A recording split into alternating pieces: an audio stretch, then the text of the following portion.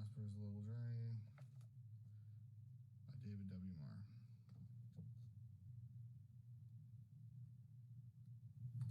An introduction by David's big sister. In the fall of 2000, I was living in Pittsburgh, PA, Pennsylvania, and came back to Los Angeles to visit family. David had been unable to attend my wedding that July.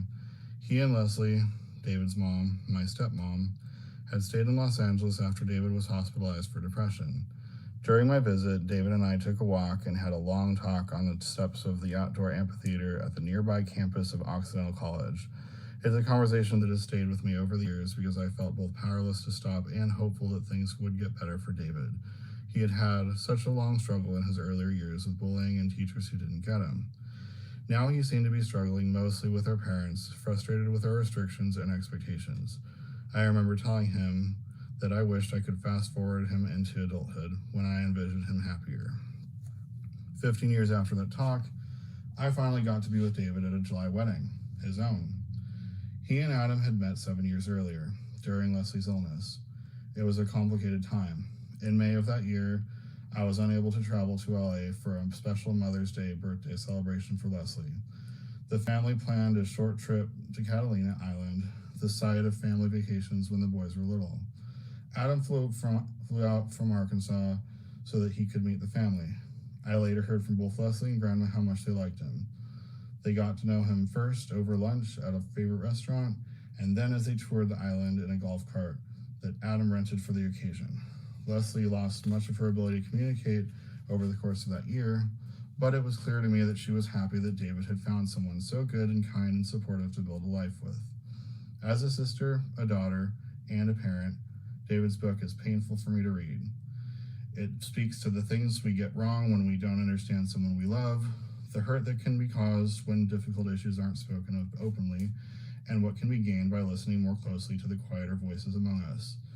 David's book makes me consider my own voices as a parent, even as I fear the effect my limitations will have on my children. But ultimately, this is not a book about fear or pain. This is a book about resilience and redemption. We can get stuck in the hurts we have endured and in the hurts we have caused. We can live with that dark cloud, or we can find another path. David is unfailingly honest about what he struggles with, about what he misunderstands, and about who he is and what he is. He helps me know how to connect with him, and that is a gift. In helping me know how to connect more with him, I have learned how to connect with countless other people in my life. My understanding of the fact that we all process things differently is deeper because I know David. My appreciation of persistence is greater because I watched as David got his associate's degree, massage therapy certification, and bachelor's degree, all while overcoming obstacles that I could only imagine. My recognition of courage is more profound because I got to see David go from a little boy who would only whisper what he wanted into a parent's ear to a grown man who speaks more openly about his feelings than most people I know. He has done hard work to understand and accept himself and to help me do the same. He continues to be an inspiration to me. For that was this photo. It says my sister and I. And now, prologue. Before beginning, I would like to clarify a couple of things. Just because I disagree with things about my family does not mean we did not have good times growing up also. I will state my feelings about things as they come up, but it does not mean things were all bad. Had I written a book about playing video games and watching TV with my family, it would have been a boring book. I did not want to write a book about that, so I didn't. If I found a story to be interesting enough and on topic enough with Asperger's, it was written for this book. I wanted to show a large scope of misunderstanding social cues over time, as well as the symptoms of Asperger's and how they progressed, changed, got worse, or improved over time for me. A couple of parts don't seem to fit in with that logic, but they were included because in the grand scope of the story and the relationships, they needed to be there.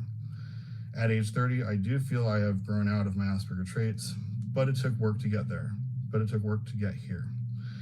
I do feel it would have been less work had I had behavioral counseling, but what little counseling I had was limited. With martial arts help, I could have developed confidence, which also would have helped me make eye contact. As it was, I was an easy target since I was someone who never knew how to make any eye contact. If our Asperger kids are not in behavioral counseling and martial arts classes, I would expect them to be bullied countless times all throughout growing up. I know I was.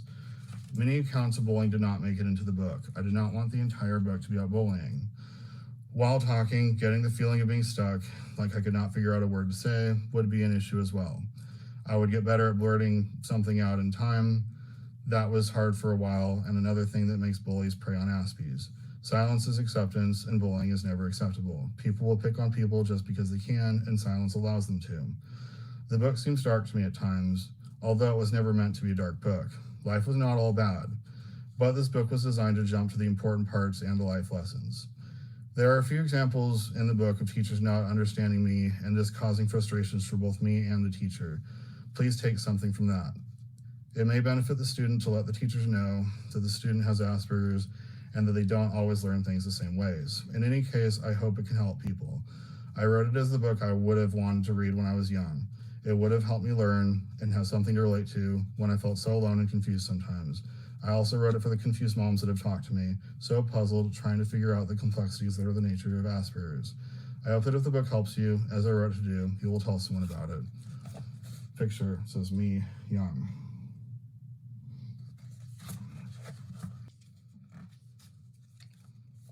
Early years. The first clear indication that I had some level of autism, or at least that I was different in some way, came to me in preschool. I did not want to hang out with the other kids and wanted to hang out alone. A concerned teacher, of course, would call home and let the parents know so that this type of situation could be fixed. I look at it now, though, and see that clearly I needed some type of sensory break. It can be relaxing for us to hang out by ourselves. I have wanted it and craved it many times every day of my life. I never felt that this was something wrong with me, and it can be relaxing being away from noise. It is relaxing being with my own thoughts, since I have so many of them all the time. It can be relaxing just to let them play out in my head without distraction. No diagnosis was made, though, and no level of autism was known yet. The other two things that occurred at a young age that made it appear I developed differently took place when I was 2 years old. Somehow, I was able to jump from phonics to reading. It's something my parents told me many times, and something they regretted not videotaping. Words are different to us, even at that age, apparently. Later, I would end up being a good speller, as well as the best reader of my whole class for many years. Mom also has told me memories of things like being in a car with relatives when I was little and being able to easily sing every note of songs. They thought it was amazing and unique. Mom wanted me to start playing a musical instrument since she was a pianist, but I did not end up sticking with one. People with Asperger's are supposed to have a higher likelihood of being able to sing. It makes sense that we process sound differently, as well as how we hear sound more accurately. It never did make sense to me that some people can't hit the right notes when singing, since I never had that issue.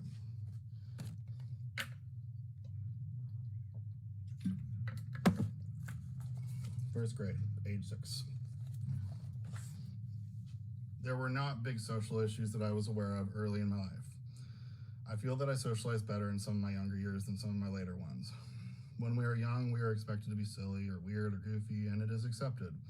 Although I don't remember it, my teacher, Mrs. Hankey, told my mom that at one point she hovered over me for a second to show me something with my schoolwork. I looked up at her with my upside down face and said, "I love you, Mrs. Hankey." She needed to share it with Mom. I couldn't tell you why I did that, but I guess it made sense at the time. Mom would also have a different kind of conversation with her soon after that, though, since she had to let her know that I kept eating things off the floor. At school, we had giant chocolate chip cookies for 50 cents. I would find nearly a whole one on the dirty cement ground sometimes and would eat it. It never occurred to me to ask Mom and Dad for 50 cents. Why do that when there were clearly cookies available on the ground? I won't lie, I had this habit for years. It didn't go away with one conversation. It was a mental disconnect that I had. It just seemed like available food. My parents were perplexed by other behaviors around the house as well. One day, I had a total anxiety meltdown because I didn't know what I wanted to be when I grew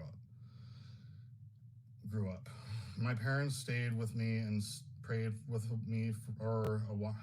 My parents stayed with me and prayed with me for quite a while. It freaked me out at the time that I did not know. These things take time, but my young brain couldn't understand that. The fact that I didn't know right then made it seem like something was wrong. We would have parties or gatherings on occasion, and even though my guests were supposed to be my friends, I would always, every time for years, end up hiding in my room. My mom would come up and tell me I should play with my friends. They're fine, I would say. They appeared fine, and what I did somehow did not appear rude to me. Knowing what things were like to other people was not just difficult to understand, but impossible. It was a total mental wall. It would also perplex mom or dad that whenever I was alone with my homework for a few minutes and they would come in to help me, I did not even have my name written on it. I had not done one thing. This did not make sense to them at all. 2nd grade, age 7. Seeing a difference between words in some situations can seem impossible. Sometimes I would just be stuck as if my head would freeze and not have the words at all. Sometimes I felt like I knew the words, but that they were the wrong ones and no alternative options seemed to be available. One day, a dorky tattletale TJ said smilingly and jokingly, "David spit at me." He wasn't even mad or grossed out or anything. What he meant to say was that an accidental spittle had flown out of my mouth and hit him, just while I talked, not spit. Technically, it was spit, wasn't it? So technically I had, hadn't I? Mrs. Hamlet asked me, "Did you spit on him?" "Yes." "You don't ever spit on someone."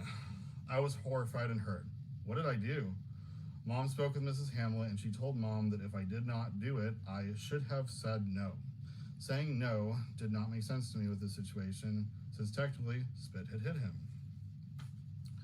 3rd grade, age 8.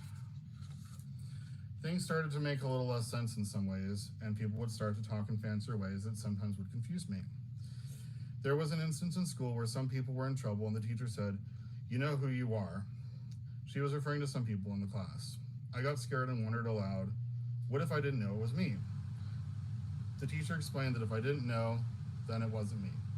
Weird word games my mind would play on me. It seemed frightening to me. What if I didn't know? My anxiety attacks started getting worse around this time.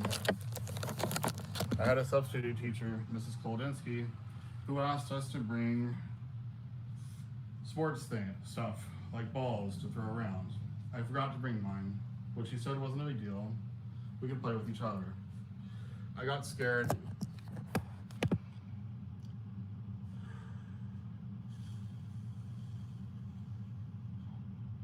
Though, and I hid. She saw me out a window later and got mad at me for it. I was missing for quite a while. I got so frightened over forgetting to bring stuff that I couldn't face the situation. Plus, socializing with others randomly wasn't my strong suit, especially when it was forced in a class. I wasn't always bad though. A friend from the time told me later on that she was shyer than me and I was friendly to her and seemed cool to her and other classmates. Once when someone was mean to her, I told him to punch my cast. I had a cast on a broken left arm. He did and then left her alone. I also frequently said the joke, "What's for dinner?" "Refried dog poop," which stayed funny to me. I stole it from The Simpsons. Other things that were happening in life at the time showed my sensitivity as well. I once accidentally sprayed her roses with a garden hose when trying to water the lawn. I cried and was devastated I had ruined the roses. Mom explained to me that they grew back. I was so relieved. To ruin a pretty rose on purpose just seemed unspeakable. Karate. There are certain things that stick out as the biggest mistakes that were made when I was growing up, and my experience with karate was what I found to be the biggest. It was an unfortunate case of mom overreacting and me not understanding situations because I was so literal. If there was one thing I could change about my past that would have changed everything, it is this. What I did not know at age 8, but would figure out later on in life, is that people pick on shy people. In order to have the confidence to not be picked on, people need to be able to make eye contact. Eye contact requires confidence, which I did not have. Being in some kind of martial arts growing up would have changed everything. I got into it as an adult, and it did change me and mold me as it made me much more confident. When I went to karate, I loved it. I started with a basics class. I learned things like how to do a snap kick while we all stood in line and did it. Pretty soon after we started, my older brother Phil went to the advanced class. I thought that seemed like a good idea, so I joined him. Advanced class was a little more aggressive. We actually did one-on-one fighting. Somehow, mom got wind of this and immediately pulled me out. No explanation was given. I knew that when mom got on her high horse, there was no dealing with her. I felt I had no choice but to accept it. I would later regret not making a fuss and letting her know how bad her decision was, but I was 8 and shy and probably lacked the words. What I did not understand at the time was that she was not even trying to kick me out permanently. She just thought I was too little. This was not explained to me though, or I would have kept asking to do it. It was not even expensive either, just a cheap karate class taken at the park. It was about $5 a month.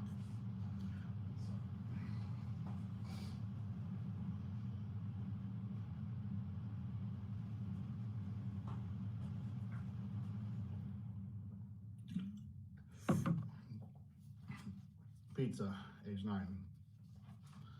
Having a lack of words to properly communicate situations was something that went on for a long time. The biggest struggle for me at home was when I would be totally ignored for pizza night. I was the second of 4 boys, all born within 5 years and 3 months, and we all got to pick our pizza for mom and dad's Friday date night, for which we always got a babysitter. We always got 2 pizzas, which was more than enough. I would be asked what kind of pizza I wanted, and I would always say cheese, to which dad would immediately respond with a smile, "Oh, you can take the pepperonis off," and immediately point at another brother for their response. My parents thought they had come up with a solution for dealing with my overly fussy eater brother Stephen, who only ate a couple of things. Mom later would grow to resent having to make some extra food items such as chicken nuggets so that he would eat. She quit doing it, but that was years down the road. Stevie always needed to be accommodated. He was number 3 of the 4 boys. Andy was the 4th, and Philip was my older brother. Erin, my older sister, was the only member of my family besides mom that I felt was truly compassionate, but she moved away when we were young. Erin is 11 years and 2 months older than Philip. Dad had her in a previous marriage. I was told when I was young we do not call her a half-sister because that is rude, so I never called her that, and I still don't. The pizza thing came up over and over again. It would never end. I did not know why they wouldn't listen to me. I want cheese. Oh, you can take the pepperonis off. Over and over again. Stephen was a fussy eater, so having a whole pepperoni pizza for him just made sense to my parents. What mom and dad didn't understand was that every time they ignored me, I was hurt and angry. Every time I got my pizza, I would do what they said. I would take the pepperonis off and eat a pizza with giant holes in the cheese, giving myself a gross pizza. I longed for a plain cheese pizza, but could never have one. I never explained to them what it did to me. I would simply say that I wanted cheese when the time came and wonder why I was being ignored. Years later, when I referred this to my parents to having big holes in my pizza over and over again, they clearly were embarrassed. They didn't realize it was causing that kind of a problem and that I'd kept eating a gross pizza. At one point, mom even said, "Yeah, you should have made a bigger deal about that." Mom was evasive like that. Instead of "you should have said fill in the blank," which is what she would normally say, she instead said I should have made a bigger deal about it. Because I did say something, they just didn't want to hear it. It's important that we listen carefully to our kids. They may not give us a lot of hints. They may not spell out exactly what something does or the consequence of something. They may not have the words to explain. I know I didn't have a clue what to say to get them to listen to me. When it was time to pick out the pizza, there wasn't time to talk about it. I never felt that talking to them about it later would make any difference, and so I would not think to do that. Why would I? They would not listen to me whenever I told them in the moment. Being a literal person can mean that saying something one way makes you think it will work, but it can also mean you don't know another way of saying the same thing. Sometimes you have to say why you want cheese and why the pepperoni doesn't work. Sometimes one way of saying it will not be enough of an explanation for somebody else to understand. 4th grade, age 9. When I got to school for my 4th grade year, I was put in the gifted class. I felt good and proud of that at first, but I was in the joint 4th and 5th grade class. There were hardly any 4th graders. This presented problems quickly. Jokes that seemed goofy and funny to make when I was in 3rd grade no longer seemed funny to anyone. I learned not to make them. There were good times and bad, though. I remember at one point socializing and having a lot of fun with group activities like kickball. I was having a fantastic day, and after school was over, mom took me to some lady in an office. Mom started to go on and on about how I didn't have any friends. I was hurt over and over by the things she said and started crying. She didn't even ask me how I felt. She simply told the other lady how I felt. This seemed so strange and hurtful to me because I thought I was doing great that day. I was having a great time just being who I was, but maybe not having friends to hang out with on the weekend automatically made me a loner with no friends to mom. She saw no point in asking how I felt about it. She just made assumptions. Later, I took my giant misstep that changed everything that year. I developed a crush on 12-year-old boy, Lewis, when I was 9. I looked up to him and he seemed so handsome, so I chased him, not seeing anything wrong with it at the time. Boys soon called me Gaylord, and I had no idea what that meant. I didn't even know what the word gay was. I was mistreated for the rest of the year, and my social awkwardness only made it worse. It got bad enough that Mom's friend, Iku, who was watching me after school with my brothers, saw me cry every day and saw what a wreck I was. She finally tore into Mom about it one day, telling her she needed to stop thinking so much about her piano lessons and start taking care of her kids. Soon I started homeschooling for a couple classes for a while, and Mom kept a better eye on me. The year felt awful and I begged to switch schools. What I didn't realize at the time was that if I just waited till the following year, the jerks would be out of my classroom. I feel that if I had stayed, I would have been fine. I was hurting and I asked to leave. Then I transferred into a school that turned out to be a lot worse. 5th grade, age 10. I'm not sure why it seemed like a good idea for me to go to a small Christian school that looked like prison, where all the students had known each other since kindergarten. This was a bad idea. None of the students seemed to like me or want to get along with me. People were cold and awful. It wasn't long before I had started begging my parents to switch my school again, but Mom said she couldn't until that year was over. The one good thing that came from that school was the discipline. I started to be able to get good grades, and my memory with classes became better. It was my first year wearing a school uniform.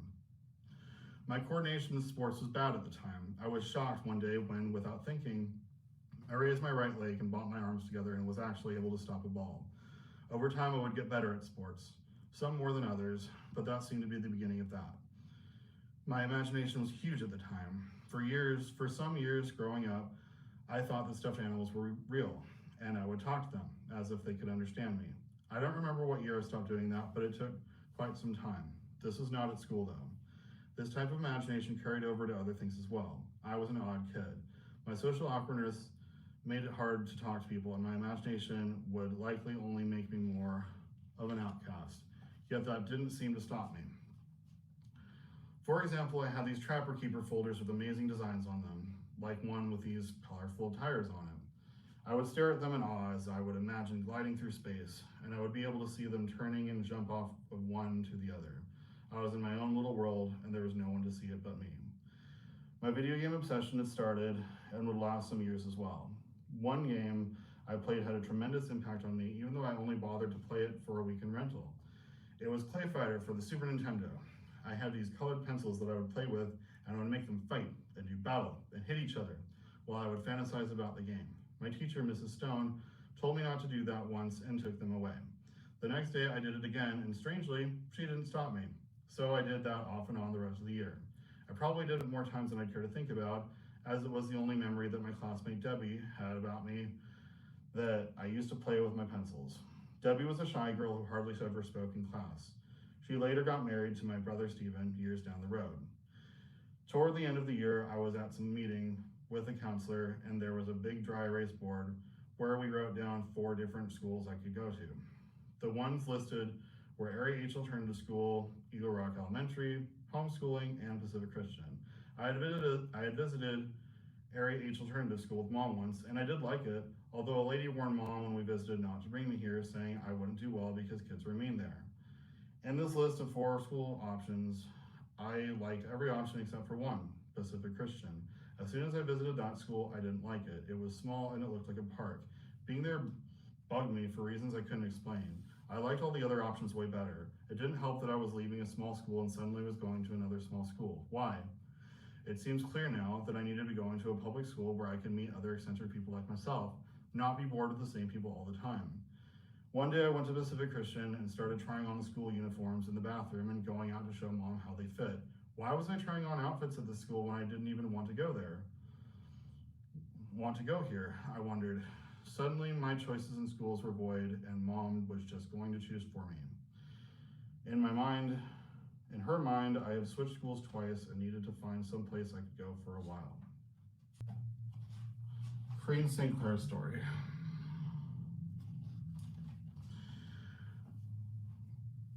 I remember several things about David from 5th grade at Westminster Academy because I was a huge jerk to him. I too hadn't grown up with the kids in our class since kindergarten. I arrived in 4th grade. And since I was half Asian, half Caucasian, Some of the kids decided to pick on me for it. When David arrived in 5th grade and was somehow weirder than all of us current weirdos, their mockery switched from me and some others to him. Unfortunately, as a stupid kid, I joined them. David was generally quiet, but always with a smile on his face unless he was being picked on. He always seemed to be lost in his own world, and looking back, I kind of envy him for it. We could be in the middle of math drills, and there was David smiling to himself about something. One thing that always stood out to me about David was the way he handled himself physically. He had a couple of tells or tics that he couldn't stop. For example, if he got something wrong, he would quite literally do his face palm motion with both hands while simultaneously smiling. At first it seemed dopey, but what kid isn't dopey? As the year went on, this became his go-to, "oh, I got it wrong" reaction, and some kids would make fun of him for it. Another tell he had was to clasp his hands together, fingers interlaced, and then move his arms around in a circular motion. When I first saw it, I thought it was his way of helping himself think, kind of like how some kids look at the ceiling when trying to spell out a word. For a 5th grader, it was quite weird, but if he had done it around today's EDM ravers, he would have had moves to beat the rest of them, to beat the best of them. David was not a bad kid, but he definitely wasn't dumb, even though kids like to say he was, and you could tell the teachers were struggling with him as well. Even though I would pick on him, I actually enjoyed hanging out with David and Harriet, another social outcast of the class. He would play handball, foursquare, and other games together. There seemed to be happier times than when we were all together with our fellow classmates and the pecking order was reestablished. It is truly unfortunate what kids do when they think they are right. Corrine had spoken with me once about an incident that when she wrote for this for me, 15 years after she told me, she could no longer remember. She told me how one time her picking on me had gone bad and that Mrs. Stone had found out about it. When I asked how, she said, "Harriet ratted us out." Mrs. Stone had a talk with her and yelled at her and made her feel bad about it, and she cried for hours on her bed and took it hard. There were a couple Westminster kids I have some bad memories about, but I had no bad memories I could think of about Corrine, but she says she was bad. In a way, it is nice that people were looking out for me behind my back, and I had no idea about any of it at the time. Kaiser Assessment. I found this in my medical records for an analysis someone had done for me in the 5th grade when I went to my Kaiser hospital. I appreciate the adult perspective of what I was like at the time and found it important enough to include.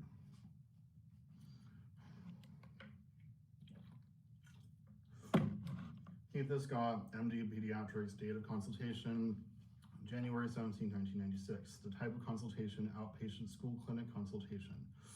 This 10-year-old boy, who has always had problems in school, is very shy and has no friends. Trouble fitting in, seems awkward and strange according to the mother. He is overly sensitive. He works hard at studies, but has no retention of what he studies. He is unable to comprehend directions. The children tease him a great deal. He has recently switched to a private Christian school, where things are even worse. He is here to be evaluated for a learning disability and perceptual problems. According to the parents' report, he has difficulty comprehending the written and oral material, seems to have perceptual difficulties which include focusing or fixating obsessively on perceived wrongs, inability to discern important facts from a mass of material, inability to ascertain a plot line while reading, lack of physical coordination, and failure to recognize what behavior is socially acceptable. He has been successfully treated in elementary school for stuttering. His early infancy and childhood behavior was characterized by poor sleeping, colicness, excessive crying, difficulty to warm up in situations and new people, insecure, unable to separate from mother. His current behavior: short attention span maybe, depending on what he's doing, easily distracted, hears but doesn't listen, has major problems following multiple directions, has difficulty concentrating unless he's in a one-on-one structured situation. He is inconsistent and erratic in his performance. He needs a great deal of supervision, works quickly, makes silly mistakes, has difficulty organizing his work, and he is very slow and pokey, and doesn't finish up his work in time. He is very moody, he angers and worries easily. He is sad, he is basically unhappy. He is fearful, he has very, very low self-esteem. He bites his nails, he has problems with friends, shy, he is a loner. He gets picked on or teased. David was tested on December 5th, 1995 here in our school clinic. His age was 10 years and 5 months. His grade was 5. Audiovisual screening was within normal limits. The Peabody Picture Vocabulary Test maturation range was 9 years and 8 months. His visual motor integration test was quite dramatic at 14 years and 0 months. Draw a person aged 9 years and 3 months. The Jordan left-right reversal test was within normal limits and above average at 11 years and 6 months. The achievement testing in the SPATA-4 word recognition at the 9th grade level significantly above expectations, and his oral reading comprehension was at the 3rd grade level. Silent comprehension and listening comprehension were also at the 3rd grade level. He can certainly read, but he has problems with comprehending and paying attention. His spelling in the Brigance, 6th grade level, math, 4th grade level, sentence memory, 3rd grade level. He was often shy during the testing and said, "I don't know what the answer to this. I don't know what to do with it." He was very reluctant to try things out. The child appears to have attention deficit disorder without hyperactivity and is having some secondary psychological problems and self-esteem as a result. I have suggested a trial of Ritalin SR 20 milligrams, 1 after breakfast, and the short-acting Ritalin tablets, 5 milligrams, 1 at 4 p.m., and to get follow-back from the mother. Turns back to my writing. The Ritalin got me in trouble at school. It made my behavior worse, and I had to stop taking it. 6th grade, age 11. At Pacific Christian, there were a little fewer than 100 people in the whole school. It was nice being able to meet everyone, and for the most part, everyone seemed pretty nice at first. No one knew each other before this year. Everyone else was totally fresh to each other. There were jokes I made at the time. I remembered having a good time a lot of times. The one that stood out was once when the class was being loud and I said loudly, "Boys are so immature," and the class went silent. Was my joke that bad? I wondered. Much later, I would find out from a student, David Rodriguez, that when I said that, Mrs. Bowers gave me the funniest look he had ever seen. I made friends with Taylor and Stephen. Taylor turned out to be a liar, and Stephen was a redhead whom nobody liked because he was obnoxious and had bad social problems. His parents filed a suit against the school because people were bugging him. At the time, though, I felt the 3 of us were friends. I began to play a video game that seemed to greatly influence my imagination in real life. A student, Zach, had loaned me the game Earthbound for Super Nintendo, where a boy, Ness, had psychic powers and could do things like heal people and unleash weird, gnarly psychic attacks. I was memorized by this game and its weird fight sequences, and I wanted these powers. Taylor had some kind of compulsive lying problem and wanted me to believe I had psychic powers. This made me feel special at the time, and we would try things together where I would try reading his mind and he went along with it. I'm not sure why he did this, but he didn't cause problems with it. It was just something to do, I guess. Sometimes Stephen went along with things, but sometimes he didn't. Another classmate, John, told me how Taylor and Stephen were talking trash about me to people while he was nearby and told me don't be his friend about Taylor. I told Taylor and Stephen the next day that I knew about all this and that they were bad friends and I didn't want to hang out with them anymore. They denied doing it at first, but I knew John was not lying to me. I started to be better friends with John as the year went on. He was fun to spend time with and do video game stuff with, and we liked some of the same ones. Zach and I got along and made jokes about stuff too, since he was a goofball. I know I loaned video games to him a few times. I felt pretty good for most of this year, but there were still things that puzzled Mom. For reasons unknown even to me, I would go behind this building and just hide there after school. Mom didn't like this and noticed it over and over when she picked me up. Many years later, I would learn and understand that people with Asperger's need sensory breaks, and this felt like what I needed, just to be in a darker place without sound for a while. I still didn't understand certain social cues either. Mrs. Bowers called Mom to let her know that everyone else ate quickly, standing up, and then would play basketball while I would hang out by myself. What was wrong with hanging out by myself? Does someone just invite themselves over to play basketball? What if I didn't want to play? It was important to Mom that I read for enjoyment, which I refused to do over and over again. There was a lot of pressure on me to enjoy reading, and it scared her that I didn't like it, according to her. During the 6th grade year, we went to an eye doctor for a routine checkup. I had conjunctivitis. He moved my eyelid back to show her just how bad it was. He told her that kids that had it half as bad as I did, He told her that kids that had it half as bad as I did came in just for that. I had not said a word. I was reading in school while my eyes burned somewhat, and that was one of the reasons I avoided reading outside of school. Mom had no clue and wished I had made a bigger deal about it. The school year would end and summer would begin. We did as we always did and went to Port Townsend, Washington for the summer. Bike rides and family time were encouraged with outdoor adventures, but TV time was not. Mom made a contest where if we read for a certain amount of hours, we got prizes. I was the only one who did it out of me and my 3 brothers, and we read all summer long. My favorite books were the Wizard of Oz series, which I read for more than 5-hour stretches of time, even 7 hours on occasion. I quickly got over 100 hours, and no longer needed to read for my prizes and stopped. Star Fox 64 was my final prize. Star Fox 64 had a review I read over and over until I had it memorized. I talked about it to anyone who would listen. I talked about the main game, what it was like, all the multiplayer battle modes, and what each one was like. I went on and on and on. It was torture knowing this was coming out in July, right when we were leaving that summer. When we got back to LA, I ran into my room to claim my prize. It was one of the games I ended up playing the most. Several classmates had it as well. 7th grade, age 12. I was in 7th grade. It was in 7th grade that I started to like girls. I had all the emotional feelings for them. Crushes, feeling weird and clumsy around them. Physically, they did not do it for me, and it took time for me to figure out what I wanted with that. However, for this year I did like girls, and one of interest was Tiffany. Tiffany had a friend named Lorena, and they were both immature 6th graders. For whatever reason, Lorena would lie to me about how Tiffany liked me, even though she didn't. I made excuses to follow her around, which I believe she liked, according to Lorena, and then might be told to go away by someone, even Tiffany and Lorena. It was all confusing. Why tell me these things if they were untrue? My friend Casey gave me her number, and I called her to ask what was going on. I thought it was a good idea to disguise my voice as a girl, but then her mom got all mad and yelled at me for a long time and demanded to know what was going on. I cried and was hurt, but stayed on the phone until I became a crying wreck. Tiffany finally was able to talk to me and told me she considered me a friend. Later at school, Tiffany told me her mom was sorry. I played with my new friend Caesar on the hill sometimes. One thing we did was throw mud at the other while we were climbing up the hill and sing, "It's raining mud, hallelujah, it's raining mud," and we had fun together. When we left the hill, I would frequently leave my items at the top, which would often be stolen or taken to the lost and found. I lost a Calvin and Hobbes book once, which made me sad, and yet I still kept doing it. I was way too trusting of people. Later in the year, I had a drama class, which helped me in unexpected ways. I liked my teacher, so I paid close attention and took careful notes. We were doing a Christmas play at church, and I was having a hard time being enthusiastic, and Mom was having a difficult time getting me to do anything with emphasis.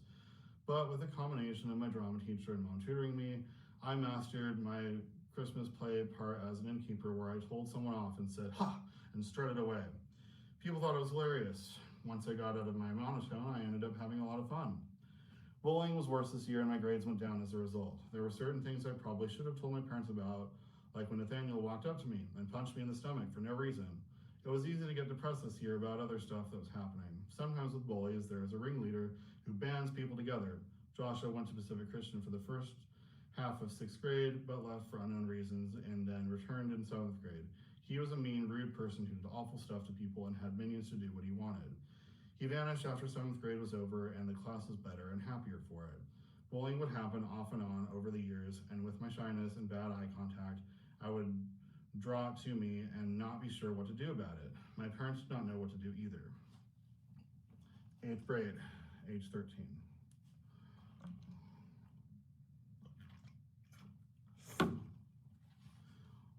Once I entered 8th grade, I had a much more fun year. The bad kids were better, and since Joshua had left, the atmosphere was all around better. I started to enjoy myself and talking more. There were even girls that openly said they liked me and that I was funny, while other girls agreed. I felt like I had it more together this year, and I had a good time in a lot of ways. One struggle I had, though, was with my history class. I struggled for years and hours with my parents while I barely managing to get a D each semester. The teacher, Mrs. Underwood, was awful. One day when I knew I hadn't done well on a test, I asked if she could put it face down, and she said, "You should put your face down for you got on this test." She made excuses to Mom later about that, saying she felt it was okay to do that because I was joking about it. These kinds of things would keep happening, and it would get worse. My security blanket from 6th grade until the end of my Pacific Christian time was my sweater that I always wore with a PC logo on it. My thing, I told myself, was that it covered me well in case I got an erection. Did I ever get an erection during lunch or break, though? No, but it was what I told myself, and the fabric was comfortable. So I always wore it, even on hot days. One day, Mrs. Underwood took it away from me for no reason, but Mom made sure to get it back after class. Mom later regretted not taking more action against her and was not happy about my experiences with her at all. I started talking on the phone a lot more, hours a day even, and my grades went up since I was happier, except for history, which I continued to struggle with. Although my socializing and happiness was a lot better, I still needed better friends and wasn't sure how to obtain them. My friend Jeremiah became my closest friend, even though he was a compulsive liar. And over time, I became closer to Joey, though he was a compulsive liar as well. He would also punch my arm, as a joke, over and over again.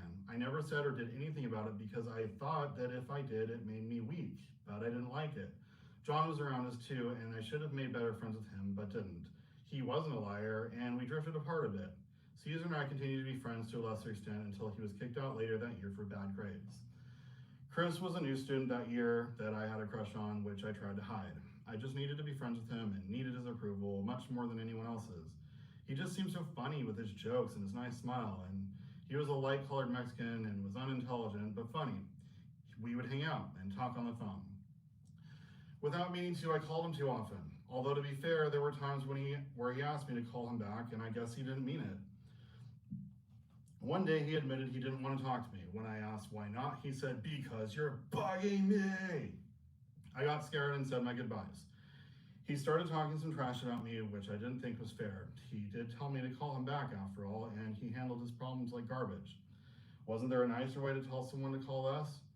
He was not smart and he did not know a better way. It hurt me that other people liked him while I was having these personal problems with him, and yet he seemed unavoidable because everyone else hung around him. Caesar and Chris both got notes on the same day asking them to go to the principal's office. They both were removed from school for their bad grades. Caesar and I kept in touch and hung out a few times after that. Chris returned for 9th grade and continued to be lazy and get bad grades and would be kicked out the next year too. Why bother returning to a private school if you weren't even going to try? But that's how he was. There was one thing about Chris that I was grateful for though. There was a time when I had a tune stuck in my head. I heard from a cartoon on Nickelodeon called Kablam. They all had the same tune stuck in their head and sang the same few notes over and over. I had it stuck in my head in a severe and bad way, off and on, but mostly on for months. I was scared it would ruin my life. I once told Chris about it. He asked to hear a couple of the notes and I hummed them for him, and he told me to sing the Budweiser tune because it was so similar. I did as he suggested and poof, it was gone. The other stuff Chris did was awful, but I will always be grateful for that. OCD compulsions and Asperger's can take a life of their own, and I'm glad that tune didn't go farther than it did. My closest friend for most of the year was Jeremiah. He lied about everything and would later say he was joking and insisted that he meant he wasn't lying. He lied about everything and would later say that he was joking and insisted that meant he wasn't lying. Joey did the same thing. From being around that, I started lying too, although I was not good at it, and it was a phase that went away when I was no longer around liars. Jeremiah also taught me how to be lazy and cheat my way through school all the time. At some point, I finally got sick of doing this and got my act together. I was sick of feeling like a loser. My parents continued to confuse me a lot and often made less sense than the other kids. One day, my dad asked if we could do some chores, acting as if it were a choice. When I declined, my brothers all went out and got video games from Funkoland. That was what GameStop used to be called. And toys from other places, and they all showed off to me what great stuff they had. It seemed like my dad asked them to rub my face in it, but why do this? Wasn't it a choice? Why were some things choices while some things were not? It made no sense. Can you hold it? One of the most unpleasant car experiences on our 2-day road trips from Port Townsend, Washington to Los Angeles, California was when we were returning home from LA and I said I needed to go to the bathroom and was asked, "Can you hold it?" What a complex question for someone with Asperger's. Well, can I hold it? I certainly can, I guess, but it does not mean it's pleasant. It's unclear what made me need to pee so hard so fast. I didn't feel like I had drank anything. Suddenly the pressure was so much I feared peeing in my pants. It never occurred to me to speak up. Can I hold it? I felt like I could. The awful feeling like I was going to pee my pants any second just got worse and worse. Luckily, I never did, but the feeling was constant and it lasted a long time. Finally, the car stopped at home and I raced out and climbed something to jump over our fence. I ran to go pee in the yard in the dark somewhere. My pee went out several feet in a monster rocket of pee. It was wonderfully relieving, but horrible to experience beforehand. Somehow this came up in reference with the story and my parents had no idea it was that bad and felt like I should have told them. But was it necessary? I already said I needed to go. It would have been nice to be listened to the first time. Sometimes we may lack the words for how technically we can hold it, but it can still be a terrible experience. 9th grade, age 14.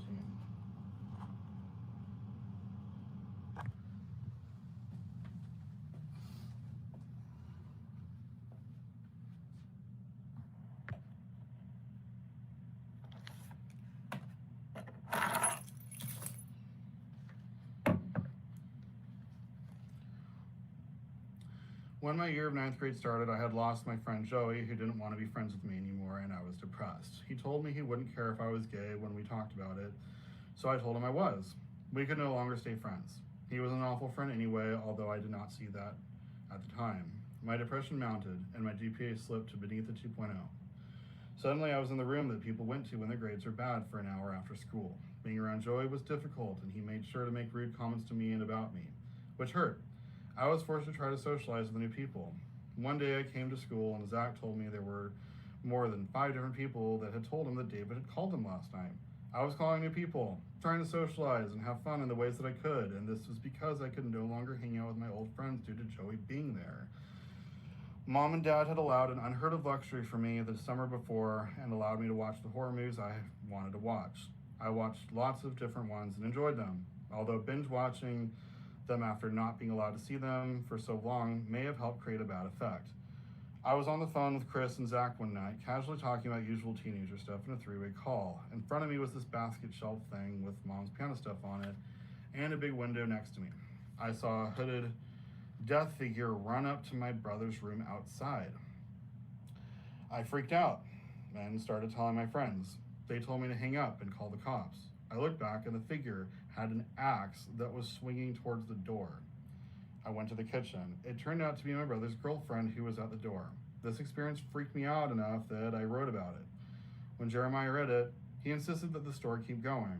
It evolved to where different people had different visitors or creepy variations come to kill them at their house. Some of them even had superpowers, like the one based on our classmate, Leah, who could freeze time. I didn't want to write the story at first. I only did it because Jeremiah insisted on it. With his imagination and him looking like a kid, him acting like a kid, I wanted to insist that...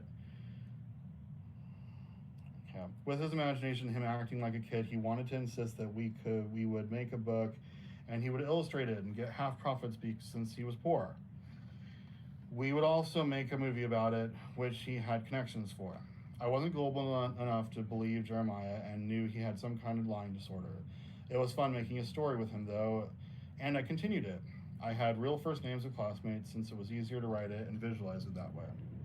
One day I had about 20 pages of it written, but I could not give it to Jeremiah since Jeremiah and Theo were trying to help Chris and Natalie learn how to make out. I was curious, but Jeremiah said they wanted their privacy. I hung out on the grass not too far away and heard a little bit of conversation before Jeremiah came up to me and basically asked me what I was doing and told me to go away. Giving the story to Jeremiah was not an option, so I gave it to Jeremiah's grandma when I saw her, and she cheerfully agreed to pass it on. I thought nothing of it. The grandma never caused any problems as far as I ever knew. She admitted to Mom once when I wanted to hang out with him that Jeremiah's mom was an overprotective wacko. It was known that I had given it to the grandma, though. I heard later on that Jeremiah's mom found it in the laundry. Somehow, Jeremiah's mom read it, and Jeremiah called me so she could talk to me. She talked to me for a long time, and the conversation was all over the place. I did not have much room to talk at all. She talked to me about how girls like tall guys and different things about the story that disturbed her. There was a part where the character based on me, named David, had a dream where he killed someone with a knife and a wide smile appeared on his face. This part disturbed her. She acted as if she were my friend and told me that I could call her anytime, day or night. She told me enthusiastically that even if it was 2 a.m., I could call her. What she didn't tell me was that she had gone to the principal with trembling hands with her copy of the story and told him if he didn't get me kicked out of school, she would have him fired. I started class the next day, and after my first period class, Spanish, my parents were waiting for me. They asked me to get all my things and go to the car, so I did. They asked me if I'd gotten my flute from my locker. I had not, and also did not understand why this was necessary. They told me to get my things from my locker and go to the car. I did as I was instructed, and my parents filled me in on all they knew about Jeremiah's mom. The next few weeks were a blur of trying to prove I wasn't crazy at Kaiser, only to find out not only was I not crazy, but I was a genius. My ego was thrilled, and my parents weren't surprised. There were meetings with detectives and cops that went to the school to interrogate students. The cops were called there by our principal, Dr. Eason. Leah and Joey were 2 classmates that had bad lying problems and made up the weirdest stuff about me. Leah said I wrote threatening letters. Joey said I left weird prank calls of villains from horror films like Chucky. Leah shared that one note said "die" with a knife stuck into it in her yard. Leah had some terrible mental problems and everyone knew she was a liar. One day my friend Carol demanded proof. "Where are the letters, Leah?" "Oh, Dr. Reeson has them," Leah answered. Ultimately, Mom, Dad, and I decided that even if we could go back to Pacific Christian, we all didn't want me to. Dad was convinced that if I did, the principal, Dr. Reeson, would find some way to kick me out. They had different meetings with Dr. Reeson, and in one of them, he was trying to convince them that I was crazy. They said they didn't trust him, they trusted their son. "Well, what are we doing sitting here then?" Dr. Reeson replied. "Exactly," both my parents said. I went to an independent study after 3 weeks of being in no school at all and was able to finish a few classes, including an English class and a calligraphy class. I got A's in all of them, but somehow got a B in calligraphy. Mom took my being kicked out of school extremely hard. I felt fine about it though, although I wish I could have talked to my friends, but I could not do that because the police were involved and the detective advised against it. One day my friend Brittany called to check on me and I gave the phone to my brother Philip, who explained the situation. It was the last call I got from any of them for some time. While I was feeling good about leaving my school, apart from being unable to talk to any of my friends, Mom took things out on me and I wasn't happy because of it. She demanded that I read books and do chores and made more demands over and over again. One day she told me when I did my homework I could party. So I did, only to find out that the only way I could party was to read books. Then she tried to clean it up by saying maybe her way of partying and mine were different. It was weird, and her constant resistance to my being able to watch TV became unbearable. One day she acted like my health class work was due on one day when it wasn't, and I knew it was due the following day, so I didn't do any of it. She later admitted that she'd lied, but she just wanted me to do it. She got frustrated and told everyone that she wasn't going to help me with my schoolwork anymore, and I just thought to myself how glad I was that she would leave me alone. Being the only person in the house with her was a nightmare, and she seemed to do all she could to take her aggression about the situation out on me. One thing she liked to tell me was how hard it was on her that I was kicked out of school. She didn't seem to have any compassion for what was happening, but she argued that as a parent, you'd always rather go through something yourself than see your kid go through it. If it was hard on her, then why did she treat me so badly? With the horror of Pacific Christian behind us, sometimes I would demand to know why I was forced to go there. Mom would get uncomfortable and smiley. She would say how I didn't like Eagle Rock Elementary and didn't like Westminster and I needed to go somewhere where I could stay for a while. I demanded more answers and she would start to walk away. I asked her to let me finish and she would reply, "Oh, you're never finished, and walk away with an obnoxious and uncomfortable smile on her face.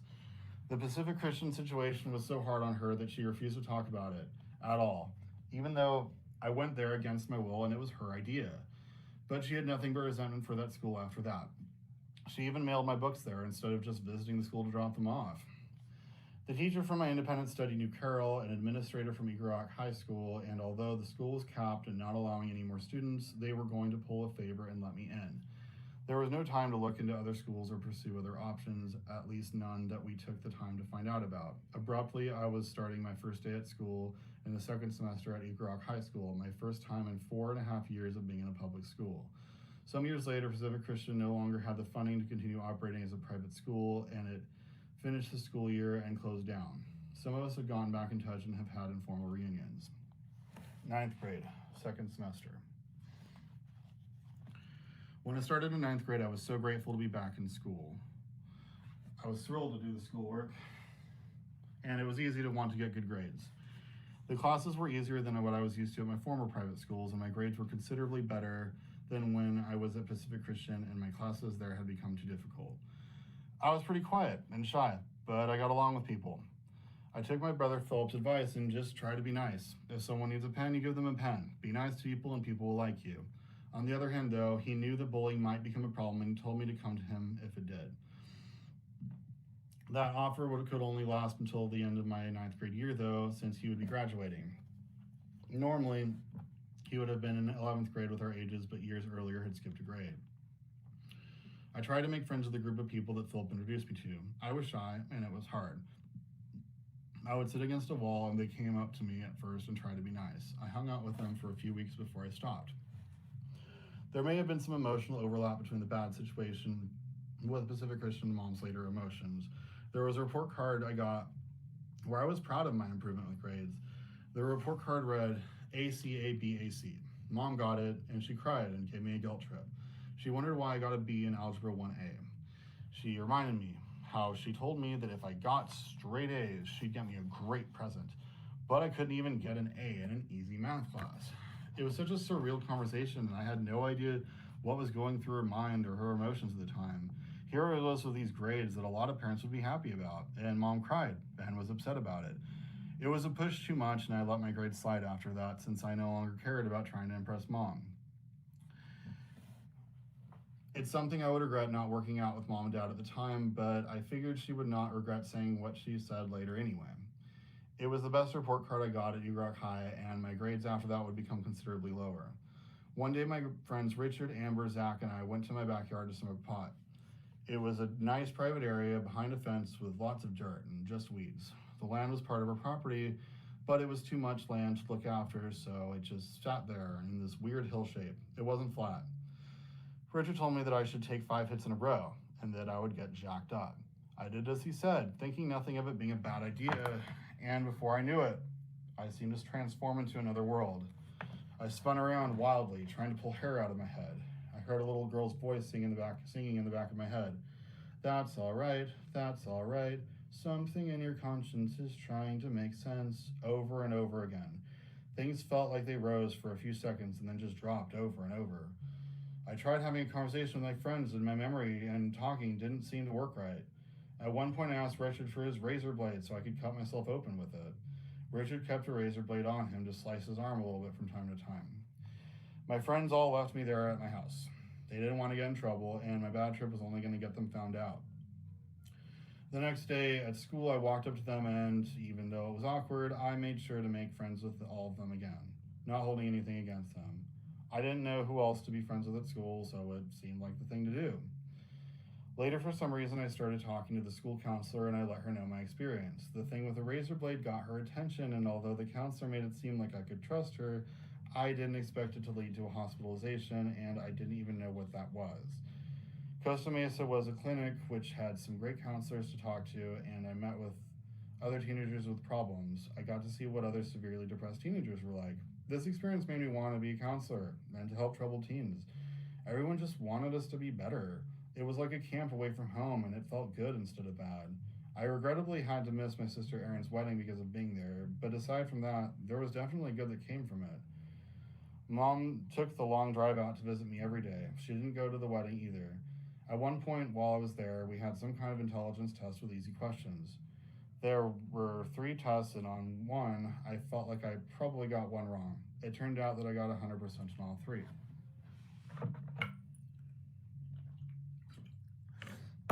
It turned out Ian, one of the teenagers there, he used to go to my school and was kicked out for dealing drugs. He spoke at the group meetings once about how he was impressed with my scores. He told me, "You got 100% on all those tests. You shouldn't be doing drugs." He talked about how much money he made dealing drugs, but how it wasn't worth it. It seemed that with autism, I was a scarily lightweight person when it came to substance abuse, and people had to see it to believe it. Nobody thought I could get that high from so little, and yet I could. I didn't stop smoking pot, but I smoked less at once. This sort of thing happened a lot, where I had bad friends and sort of made do, since being around bad company felt better than no company at all. I finished the rest of the school year without too many problems, and summer came. We went to Port Townsend, but I made a regrettable choice when I decided to write a letter to my brother Steven's friend Jennifer, who was a family friend, and be honest about my sexuality, believing myself to be bisexual at the time. Mom said we needed to go, and I left my letter on a table. I asked her not to read it. "Oh, don't worry, I have no interest in your letter," she said. Later that day, Dad drove me home, and Mom confronted me in the driveway. She yelled at me about the letter, which she freely told me she'd read after telling me she would not read it. She made me go on a walk with her where she told me about a time where she saw how I looked at a girl that was trying to sell these massage packages. She didn't believe I could be gay. I found this strange since gay wasn't even the word I used in the letter. I said I was bisexual. The conversation ended with the walk, and I went to bed later. Mom went to my bed and sat on it and cried and told me how it just doesn't get any easier. No more was said about any of this until months later when I had a private conversation with my dad in my room. I was veering around topics a little bit, not exactly wanting to say that I was gay or whatever I was. Dad surprised me by saying, in what he may have believed was a nice and considerate way, that maybe homosexuality was something that I struggled with. Struggle with isn't the right phrase to use, though, and it was not nice or accepting at all, but my dad did not know that. If I could have had my way with this, my parents wouldn't have talked about the topic of sexuality anymore with me. I intended to keep that private, and I knew they could only create problems with it. They were of an older generation and they were Christians. There was never any part of me that believed they would be accepting of that. I tried foolishly to force them to accept it at times in conversations, which only became awkward, and so I stopped trying to talk about it. And Suzy's hint. There were certain family members like my Uncle Phil and Aunt Suzy that we just saw in the summertime. They also had 2 kids, Aaron and Caitlin. Caitlin was around Philip's age and Aaron was a little older. There were a few times where we had heard that Aaron had this amazing bachelor pad and tons of video games. Every time I heard about it, I was so pumped to see it. One day we were invited to go to Aunt Suzy and Uncle Phil's house. It was the cleanest house I ever saw. I made a joke about how nice their house was and how ours could never be that clean. It was different to see such a clean house. I found out later that comment hurt Mom's feelings, which was not my intention. To me, it was a given that in a house with a lot of kids where we constantly had company over, things were just going to get messy. I now know moms are sensitive about that subject. I thought it would be such a great idea to see Cousin Aaron's amazing bachelor pad I had heard so much about, and so I asked about it. Aunt Suzy said that it was messy. I told her I did not mind that. Perhaps a normal person would have seen this as a hint, but I didn't. Why would I care if it was messy? I just wanted to play his video games. At one point in this conversation, I saw my older brother Philip saying David, and when I looked over there, he mouthed the words, "Shut up." What was he telling me to shut up about? I had no idea. That made no sense to me, and it just looked like he was being a jerk for no reason. In the car on the way back, I asked why we could not go to Aaron's apartment, and Dad nicely said he did not think we were invited. Phil jumped in with some jerk statements about that being why he told me to shut up, and then I just felt like crummy garbage as usual around Philip. 10th grade, age 15. In my 10th grade year, I became lonely. I kept thinking that if I had a boyfriend, all my problems would be solved. I needed to be hugged. I needed someone to love me. My friends knew I was gay, only my closer friends up until then. No problems were created by them. Those that knew didn't cause problems about it. I had no reason to believe anyone would.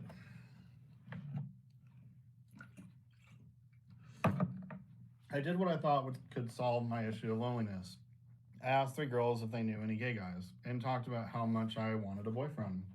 They acted like a guy they knew was gay, who actually wasn't, and went up to these dangerous-looking Mexicans to supposedly hook me up with their friend Roman. In no time, people were yelling slurs at me between every class. It was more than a few people, every single time I needed to get to class. I always knew what they looked like. I always knew what they would say. It was horrible, and I didn't know how to get it to stop. I didn't want to be violent. I also didn't want lots of Mexicans to come after me or my brothers when they would come to that school later. I was just completely stuck. I put up with so much nonsense and wasn't sure what to do. The only time one of those incidents was reported was when my friend Richard and I had a falling out and he yelled things at me. I told Mom and Dad, and my dad had me bring a letter to school. It turned out that Richard got suspended, but things only got worse from him after that, and his friends started not like me either, even though it wasn't even my idea. This turned out so poorly, I never wanted to tell anyone else about bullying again. However, the teachers did know. At one point, I was harassed in my history class, and my teacher just talked to me after class to let me know it was harassment. She wasn't sure what to do. No one was. It was out of control. My friend Manuel told me that if I fought someone, people would have respect for me. It just wasn't in my nature to do that, not to mention people were kicked out of school for only one fight. It did not seem like a good idea for a lot of reasons, and did I really want to get kicked out of the second school? How would that look on my record? It was in my 10th grade year that my Asperger symptoms got completely out of control, and it became worse during this time of harassment. My mood swings became completely bipolar. I had big ups and big downs and would get depressed and have suicidal thoughts. I started to spend a lot of time alone reading. My mom told me once how reading was like going into another world. Suddenly that didn't seem like such a bad idea. So I read library books and hung out alone a lot and started filling up journals to make sense of my thoughts. When I did hang out with people, I floated around between people that I knew. I liked being polite and nice to people and didn't want to burn bridges with people that I knew. I was building a network of friends and acquaintances, people to at least have lunch with, and it was nice. It was a transitional time for me, and there were definitely good things about this year. It's too bad it can be plagued by bad memories of rotten apples when there were plenty of good things too, even if they are harder to remember sometimes. With this out of control bullying situation, there were enemies, but there were allies as well, and people who didn't like that it was happening. With my Asperger symptoms, not only were my mood swings all over the place, but along with that came a bad sleeping schedule where I slept all over the place as well. Being obsessive about weird things, social skill problems, all kinds of stuff suddenly was at an all-time high. The symptoms just went manic, through the roof. The worst thing was that I had these nonstop pounding thoughts over and over again. I thought to myself, if I couldn't get them to slow down, I'd have to put a bullet in my head. It was torture. I couldn't slow it down. My social skills became off and on again. I told my friend how I wanted to hug him, and he stopped being friends with me. I didn't know how to say things or do things right. I just had my own little world, my own way of looking at things or saying things, and it just didn't work with other people at times. I hated when I made someone uncomfortable by accident, but it happens sometimes. All of these problems were at an all-time high when I began seeing the counselor Lisa. She helped in some ways, but I also felt she was too quiet and wasn't offering enough feedback. I wanted to see someone else, but my parents wanted to keep me with her. Philip started bugging me out of nowhere, talking to me about, do you know how much mom and dad pay for counseling? It wasn't something that was on my radar to think about. How low can anyone get? I had a nightmare of symptoms happening along with the harassment, and Philip makes a point of insulting me for how much it cost to sort it out. I asked mom how much it cost, and mom wouldn't tell me, only to tell me in an outburst later that it was $80 an hour. That seemed like far too much suddenly. I also felt pressure to make progress than I was making. I also felt pressure to make more progress than I was making. So I called Lisa to let her know I was going to stop counseling. At school, the harassment was getting severe enough that I started cutting my 5th and 6th grade classes to hang out with my friend Manuel. I didn't like going to those classes because I was sick of the rude stuff that was happening around me and didn't feel like I could deal with it any further, so I went on long walks with my friend. For my math final, I drew pictures on a paper and did not turn in a test since I didn't know anything anyway. I took F's for both my classes and didn't care one bit. It was hard to care about anything anymore. Dad was picking me up after finals that day, and the harassment had gotten so severe I said, Dad, I need to switch schools for next semester. Okay. Yet after the weekend, I was taken to school as if that conversation never happened. Any rational parent would have pulled me from school, but my parents didn't. It seemed like he only said okay to be done with the conversation. He didn't actually want to do anything about it. Then the following semester, harassment continued to get worse. I passed the proficiency test so I could go to college when I wanted, but Dad insisted I keep going to the school despite all these problems so that I had something to do. He didn't want me staying at home all day. I started to get punished for my bad grades, and Mom and Dad thought that pushing me in the right direction by taking away TV privileges and other privileges would accomplish that. They didn't. I just got more depressed and resentful. It was in the middle of all the stuff that my dad told me at the end of an argument about gay people. Besides, it's a sin. And I responded that I didn't believe in this garbage religion, and I hated that he made us go to church growing up. Soon after that, Dad nicely told me that they were taking me to an educational seminar. It didn't seem like a bad idea. I didn't even know what that would be like at all. Before going, though, my parents and I weren't getting along, and I tried to back out. Spending a weekend together seemed like a bad idea. Dad got mad because I went against his plan that he had. This seemed suspicious.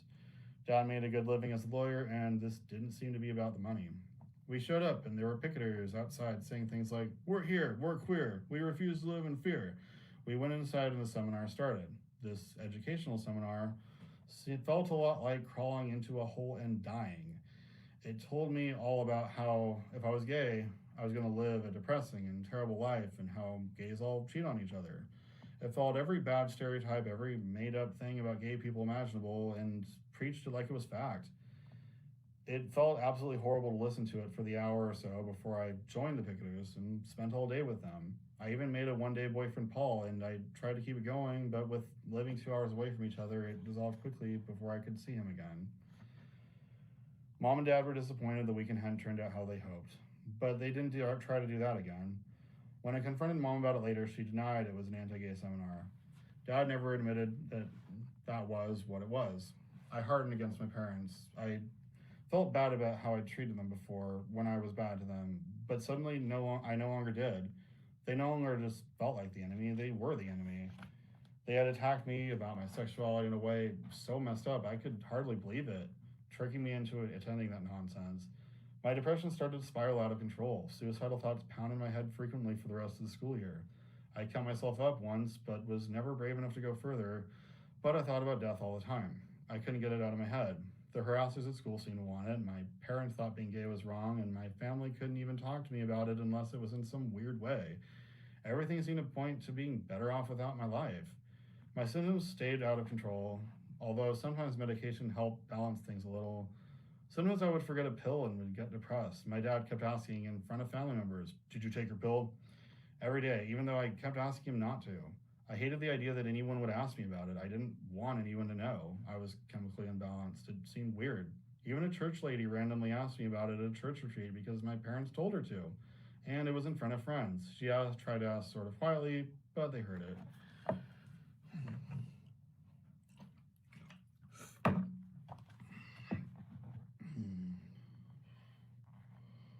People showed concern in weird ways, like my grandma, on dad's side.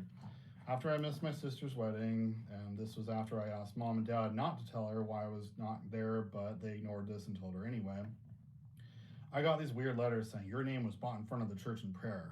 They had more than 20 signatures of group church members on it. I got these a couple times, but they stopped when mom told grandma I did not like it.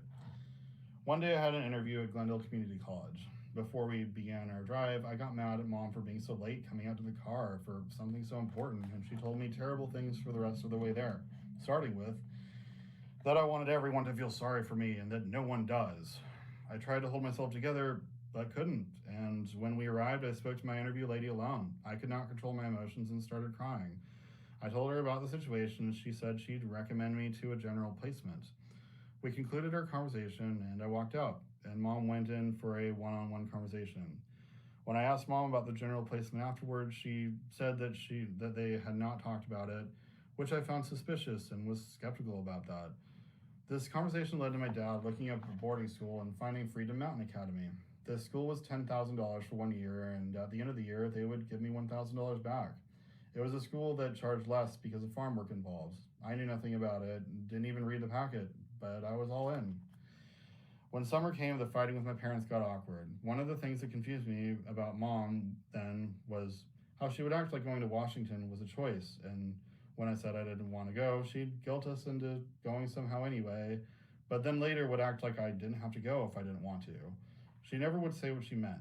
So when I did make a big deal about not wanting to go, to make it obvious I didn't want to try to get her to tell the truth and admit I had no choice, it just made both of us mad instead. She never could say what she meant about that, but I didn't have a choice, and she could never be straightforward about it. She would teeter-totter around and act like it was my choice when it wasn't. She didn't know how to say what she meant, and for a literal person with Asperger's, this was insanely confusing. This is one of our causes for fights at this time. I know I was unpleasant, but it's not that I necessarily meant to be. Things were genuinely confusing. I was angry, and I had so many issues just mounting up. I needed a release of them somehow, and counseling seemed to not be in the equation anymore for some time. Although we did have a few summer sessions with a new woman in Washington, at one point she told mom to stop bothering me about my grades, but mom told me she wasn't going to listen to her. I had planned on going to Pasadena City College. I asked dad about the deadline, and he said, "Oh, you missed it." "I missed it and you didn't tell me? Your education is your responsibility. Don't you blame me for your problems." I got upset and left the room. Didn't dad understand I didn't know a thing about starting college? I thought I was going to be backed up and get us help with this. It was not true. It was not even true either. I did not miss anything. I could have added the classes, but gullible me, I took what dad said at face value. But it taught me a valuable lesson. For important things, double check, always. Although 2 years would have been too much to skip of high school anyway. As far as I knew, college did not work out, and instead pursuing another community college, and there were other ones not too far, as I would find out much later. Boarding school just seemed like the only option. It wasn't just about education anymore. Being away from family seemed like the only option. I knew I was self-destructing, and I didn't want my family to be around it anymore. My brothers seemed to hate me and just thought I was a jerk. I don't entirely blame them, but I did wish they had more insight about what was actually going on instead of altogether blaming me. In a family where autism was never talked about, where Asperger's and disabilities were never a topic of conversation, they had limited understanding.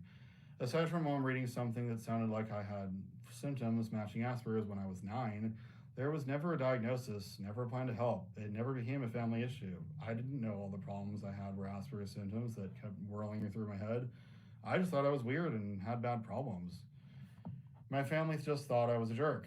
There were no answers. The symptoms were not looked into, and there were not many books at the time. Much later, a lot of Asperger books would come out, but knowledge was more limited. So, and sending me to a specialist or anything like that was never talked about as far as I knew. Whether they were too lazy or just did not want to pay for it, who knows? But it never felt like a concern to my parents. Instead, they had a lot of books like Parents' Guide to Preventing Homosexuality by Joseph and Linda Ames Nicolosi on their bookshelves. They read those books. They read books for fun. They had books about Asperger's, but if they read them, their understanding of it would not have been so limited. I don't believe they were ever read. I had no reason to believe they were. However, they did follow step by step what the anti-gay Christian books and the anti-gay seminars said about preventing homosexuality. They even prevented me from learning to drive. Dad said I had to get good grades and make him trust me first. I wasn't fooled. I knew this wouldn't work and he was buying time. My being gay and being able to drive myself was out of the question. 9/11 happened the day I was supposed to fly to boarding school, and no planes were flying, so we drove across the country to Tennessee instead. We drove to this big hilly farmland with a lot of land, trees, and a huge house. It had a fence with a goat and a pig, with another fence for chickens. I didn't know what to expect, but hoped to find myself at my temporary home. 11th grade, age 16.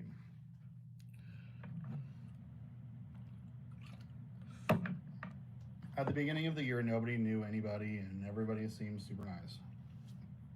It seemed like everybody was going to get along great. Considering the recent problems I'd had in my last school, I had no plans of telling anyone I was gay. It just seemed like anyone I told anyone, it created a nightmare of unnecessary problems, so I had no intention of bothering to inform anyone. I went to sleep my first night, and the following morning when I was in the shower, I saw a dark figure to my left in my peripheral vision. I had no idea who it was or what I was supposed to do in this situation. Eventually, somehow, we started a conversation. His name was Kayvon, and he was the second to last person to show up and had arrived that morning. Pretty soon, we went on an expedition that we began packing for. Our expeditions were between 5 and 8 days. We packed our tents, food, sleeping bags, everything we needed in large packs. The hike was the most physically exhausting thing I had ever done. It seemed like my shoulders might have been too bony or lacking muscle. When we stopped for the night, they ached terribly whenever they moved. On the next month's expedition, I no longer had this problem. Having nobody to talk to about gay stuff, it seemed like writing in my journal was a good idea. I also thought I could remember what I wrote on a page. Samantha was curious and wanted to read a page out loud. Being sure that I remembered no gay content was on that page, I went ahead and let her.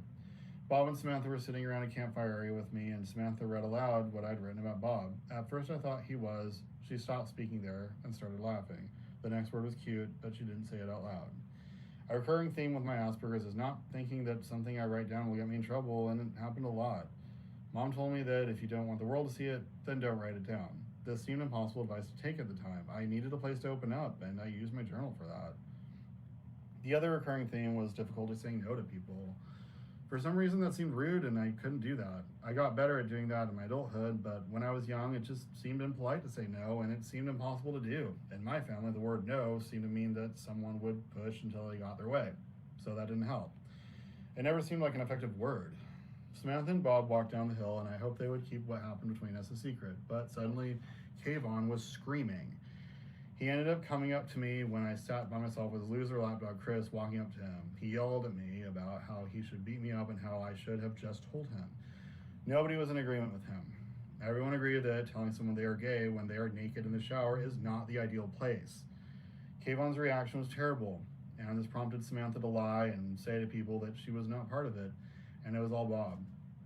Samantha made up wild stories, and people caught on to that fast. Kayvon apologized to me in front of a group of people to get his reputation back. It was totally fake, but people believed it with no problems. Since it was our first expedition, our leader, Kevin Corrine, allowed us to have groups for starting fires. I had never learned how to make one, and the expeditions ended and we went back home. It was established before getting to the school that if we were to stay where we needed, It was established before getting to the school that if we were to stay there, we needed to be trusted. If they could not trust us, we would be sent home. This was not a bluff and everyone knew it. It had already happened within the first expedition with a guy named Ethan who tried to run away. It was a clear threat. He didn't even make it 3 days. We were all having free time on a Saturday when it became known that the 4 of the 17 students had snuck into town a couple miles away, come back, and gotten caught by Kevin's son, Tim, while Kevin was away for a few days on some kind of speaking trip. Tim said to him, "I've seen you. No need hiding it now." They were sent to their rooms for the day, and no one knew what would happen. Girls were crying over and over. It was an upsetting situation to everyone. Word came down from Kevin that what kind of punishment they would receive. They would be sent home, and that would be the end of that. This included a storytelling liar, Stefan, the jerk Kayvon, his following lapdog Chris, and a girl who was believed to be a psychotic liar, Allison. It seemed sad at the time, but we moved on. Later, we lost one more, Jimmy, who was constantly in trouble for his anger problems, and when he got caught shoving Nick, he was sent home as well. The troublemakers were gone, and we were all happier for it, even if we didn't want to admit it at the time. The mood visibly improved. My brain still felt sick, though. I couldn't shake the depression and hurt that I felt from the previous year at my other school. One day I was on an expedition and woke up earlier than anybody else. It was a beautiful, misty morning, and we were at the top of a grassy hill. I walked down these grassy hills and found a spot to be alone for a bit. I wasn't sure what religion I belonged to. I was brought up Christian and church being mandatory, but wasn't sure what I believed in, but I did pray. I sat down and prayed that God would take the sickness out of my head. I needed to stop being depressed and just be happy with my life. I don't want to convince anyone that doesn't believe in prayer that prayer works, although it did work for me. I made a conscious decision to be happy, and the sickness of depression that clouded my head seemed to go away. I decided I would make sure to have fun the rest of the year, and people quickly noticed a dramatic change in my attitude and started to like and enjoy me a lot more. It was a great feeling. My farm work picked up a lot of speed too. A lot of the rest of the year was fun and social. There was a lot of enjoyable farm work and free time, but it didn't stop me from being accidentally weird once in a while. There were social cues and other things I got to figure out a little along the way. It was helpful being one of 12 students for the majority of the year. We started with 17, lost 6, and a girl named Justin was out in November. It made me understand myself and people a lot more than I had before I went there. There was lots of time for self-reflection. There were many times people were okay to tell me I was weird in both a good and bad way. There were lots of things to update and change as I went on.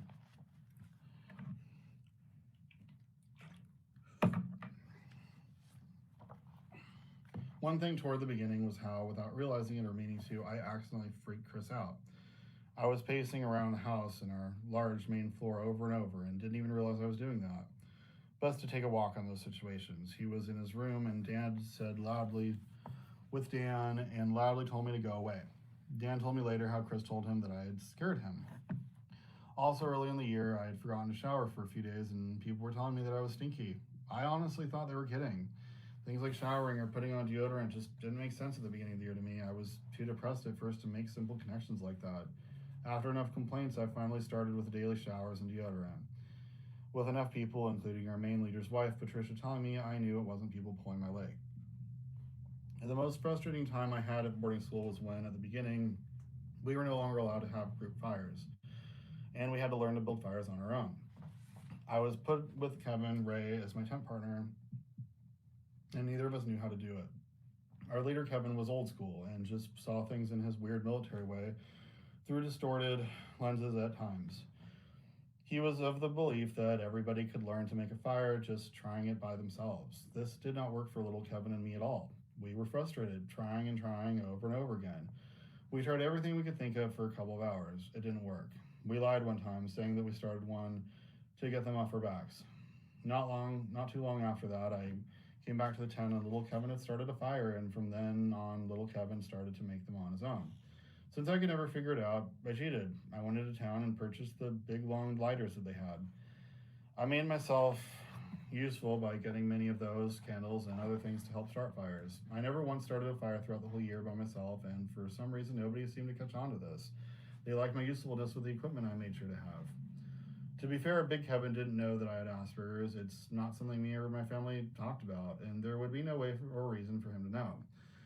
Things that were hard for me to understand remained mysterious, and I seemed intelligent, but there were so many social cues and other things I did not understand. It is important to me that teachers understand that people do not all learn the same way. Perhaps 100 people can learn to start a fire by themselves, and only one of those would need to actually be taught. I tried getting Big Kevin to tell me how to do it, and he said that I was trying to get him to do it for me. I told him I wasn't. I just wanted to know how to do it. And he told me how Samantha and Betsy could do it and how we were acting like children. No one was allowed to help me learn. We needed to learn by ourselves. It was the most frustrating learning experience I ever had, and cheating my way out of it seemed like the only option. One day I somehow felt comfortable telling Justin about my frustration with this, and she right away agreed that people learned in different ways. Being homeschooled, she understood this better. She let me know that she put on a big log on the fire and how this would burn for hours. I felt better knowing how someone understood this. Justin was a nice girl. My OCD traits were strange in my boarding school year as well. Girls teased me once about how I had random words written on my arm. I didn't stop journal writing, and I had a strong urge to write random words in my hand to remind me of things I wanted to write about, or weird random stuff on the side of my notes in class. I'd randomly remember presents I got from different birthdays, different memories I had, and I kept writing a couple words of different things to remember them. I did this over and over again. I also made notes in my books of different kinds, and it would bother me to not to do it. It made writing a long pain in the butt too, until I eventually quit doing it years later. I went home from boarding school and saw my family of our 2-week Christmas vacation. It just felt weird and awkward to me, and I didn't say a whole lot apart from the first dinner, where Philip kept trying to steal the spotlight and make the story about him making jokes somehow. He seemed jealous that I had the seat of honor, as my dad called it when he had me sit there. I still felt hurt about things with family. Since we weren't an apologizing family, I didn't apologize, nor see the need to, and my parents never did either. Things just stayed whatever they were between us, and in 2 weeks I went back to boarding school. Things were confusing with Asperger's, and I admit I was defensive and needed to find someone to blame a lot. This was something that would change with time. I learned to be more responsible, I learned to word things better, but I wasn't there yet. Somehow I felt, in my confusion, that sending me back to boarding school in January was somehow a jerk move from my parents when it was not. I told my dad some things about how unhappy I was, and he acted like he was listening and went along with sending me back. I didn't feel supported. So much felt unsaid right then. The first every other Saturday town trip arrived, and I called my family like I always did. Nobody answered. I found out in a letter that Philip had been on the phone with our older sister Erin, and that's why he didn't answer the other line. Somehow I lost all motivation to call my family. I didn't like them. I didn't have anything nice to say to them or about them. They couldn't even answer when I called them on the phone, when I only had a 4-hour block of time for that once every 2 weeks. I spent the next 3 months not calling mom without a clear reason except just not feeling like it or not being in the habit. One day, Kevin's wife, Patricia, let me know that mom had called because apparently she has not talked to you since Christmas. Patricia wanted me to call. One day I did call, and dad answered the phone. We talked for a bit since mom wasn't home. I don't think my dad remembered to tell mom about it. Mom was hurt and not happy with me about not speaking with her. I never meant to hurt her like that. I just didn't feel like I had anything good to say. We also had an unpleasant phone call where I was yelling and crying in November before Christmas break, which may have encouraged us a bit. It is sometimes said about insomnia that when we can't sleep, it is because something is bothering us.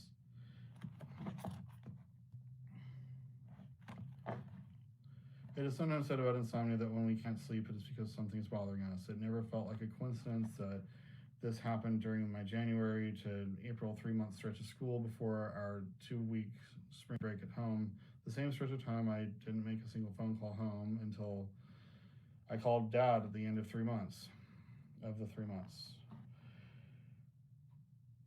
Suddenly I was having horrible sleeping problems, and they were much worse than anything I'd ever had. I could only sleep with a full night every other night. The bad nights I was lucky to sleep a couple hours, sometimes nothing at all.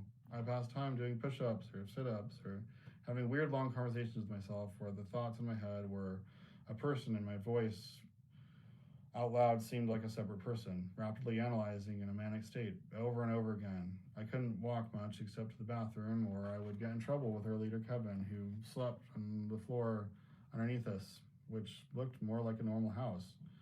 At one point, we started getting a punishment of spending a week in our rooms, except for the times we had to be outside for chores if we couldn't pay attention in class. Kevin made a point of mentioning to the class once, "Now with David, I have a problem." David likes spending time by himself. Have you guys all noticed that? The class made some yup sounds and some general agreement. I hadn't realized this had been so obvious.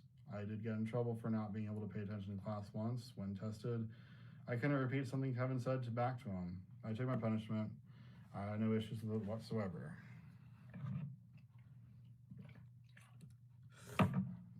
Over the year, I felt that Bob was my closest friend, and one day we finally were alone and talked about how hurt I had been by him at the beginning of the year. He had outed me to everyone, according to 2 sources, even before the first expedition. It was strange to me that he would treat me like his closest friend after that, after deliberately spreading harmful things about me at the beginning. It wasn't something I could overlook. He genuinely felt bad about that. In an earlier conversation with Bob, I said something about how people weren't going to like me if they knew I was gay. He told me about how he had thought about this and me saying that, and went through every person and realized all of them liked me and had said different nice things about me. It was a tremendous ego lifter. It turned out that telling people the truth and having fun paid off. People turned out to have tremendous respect for me. Even Big Kevin told me at one point how much respect people had for me. He thought it was because I was gentle.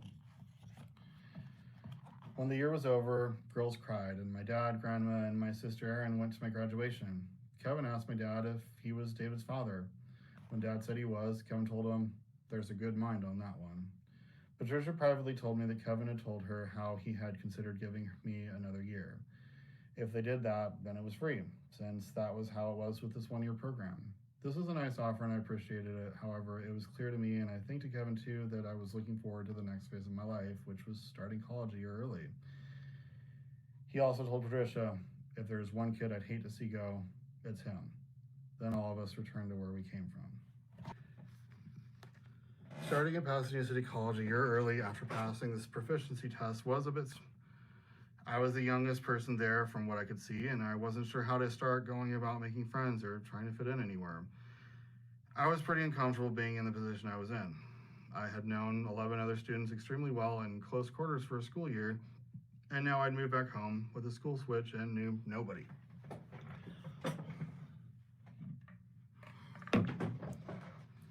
One day I was walking to a class, and out of nowhere I had heard a girl. "Hey." I kept walking, feeling sure she was not talking to me. "Hey." I continued to keep walking. A pretty blonde girl jumped in front of me. "Hey." Her name was Allie. She introduced herself to me. She was from the Los Angeles Church of Christ, along with a guy who was next to her. It was a church in Glendale. I didn't know much about that church, but felt I had heard mixed things about it. As a new kid at school, I was thrilled for anyone to be talking to me. I immediately started going and saw that they were an active church, and they didn't just have their Sunday services, but a number of midweeks as well. It felt nice to be included in things, and since I didn't have a driver's license, there were always people willing to give me rides home at no cost. We had studies where a couple of them would sit me down and go over different studies of their text. It was divided into 5 types of lectures. I never asked for one, they just started doing it and assumed I wanted to go along with it. I wasn't even sure what it was or what was going on. There was one I did with someone else I met, Victor, called The Darkness Study, and in it I was asked a series of questions. One question he eventually got to was, "Do you struggle with homosexuality?" I paused and said, "We're skipping that question." He told me that we were not skipping that question. He talked about something else for a minute and came back to it. I refused to talk about it. He kept coming back to it, and finally I caved. I just felt so defeated. I hadn't wanted to talk about it. At Eagle Rock High, when I told people I was gay, it was a total nightmare of harassment. At boarding school, I was mistreated as well, but fortunately those guys were sent home in the first couple months. It just seemed that whenever I talked about it, it was going to create problems. I never wanted to talk about it again. I had a strange lack of ability to lie at the time, so I caved and I did talk to him about it. He rubbed my shoulders and told me how it was going to be okay. He walked away as I thought to myself how I could trust him and it would be okay, although part of me knew better. I had so much repressed anger about past experiences I wasn't sure how to make peace with. Victor moved away and my secret with him. Later we had a Vegas trip that a lot of us went on and Victor returned for as well. I had a great time, but at one point in private I asked Victor if he had told anyone. "I told Rick," he said. My mind was blown and I felt so betrayed. I thought back to the times I'd been around Rick, the speaker, and how awkward he seemed around me and how that hadn't made sense to me. Victor had opened a Pandora's box I wasn't ready to revisit yet. Rick didn't tell anyone as far as I knew, but it didn't matter. They were forcing me to talk about and relive things I just didn't want to talk about anymore. One day, Mom was bringing me to school. I did something I did not do often and thought about what it must be like to be Mom right then. Here I was, all awkward and shy and depressed. I started to become concerned that she might feel it was because of her that I didn't like her. I let Mom know what was happening and just concluded with that if she thought I was acting strange because of her, I just wanted her to know that there was something else going on. Mom burst with compassion and let me know how sorry she was that all of that had happened and how awful it was. All of the anger and defensiveness I felt at Yurok High was still with me somewhat, but less. And in boarding school, I wasn't on great speaking terms with my parents either, but this seemed like the pivotal moment in those years where I was able to talk to Mom again. I started to find out that I could ask her for advice about social situations. For instance, how long was I to wait if someone wasn't showing up for a hangout? I would just wait for an hour, and Mom told me that 15 minutes was good. Then if they asked where I was, I could say I waited for 15 minutes. Little things like this needed explanations to me sometimes, and it was nice to know I could come to Mom. At the Los Angeles Church of Christ, I made it known to a leader, Mike, who was putting me into the process of getting baptized, that I had issues with Rick. Mike spoke to Rick and gave me excuses for Rick about how the church wasn't perfect. He wanted to act like they were trying to help me. I screamed back, "How does this help me? Rick hasn't once talked to me about it. How could it possibly help me that he knows?" "Wow, it's clear you're pretty angry about this." Mike changed the subject. I had let my thoughts be known of why I couldn't return there anymore, and I left. Many people, including 2 friends of mine, were hurt by this church. They both called me frequently to vent about it for a while. They didn't like what they saw about my experience either. We did our best to put it behind us. There were things at the beginning of the year that could be puzzling for me with us teachers and at school at times, and I felt I did my best, but weird misunderstandings sometimes got the better of me. Looking back, it was clear the teachers should have been told that I had Asperger's, and maybe sometimes they wouldn't have been as hard on me. I didn't mean to do wrong, even though sometimes it may have appeared that way. I had a math class where we had a test, and everyone had blue books, which were standardized packets of paper. I didn't have one, and I didn't know what they were, and continued to just use blank paper. I took it up to the teacher. "This time I will accept it," he said. "But next time, I won't accept it." I was scared and hurt. Where had that come from? I made sure to check the syllabus, and clearly it stated that we needed to use blue books for tests. How had I not heard the teacher say that? He must have said it in class, and somehow I did not hear that part. I didn't make that mistake again. While I was part of the Los Angeles Church of Christ, joining the gay club, which was called United Rainbow Alliance, just seemed like a bad idea. I hadn't been sure what to do about it when I left the church either. One day I peeked my head in, but was too chicken to come inside, and I left. I finally mustered the courage to come in a couple weeks later. A guy named Percy started talking to me and was friendly and introduced me to Marcel. People were nice right away. This came to the point in my college time where I started to branch out.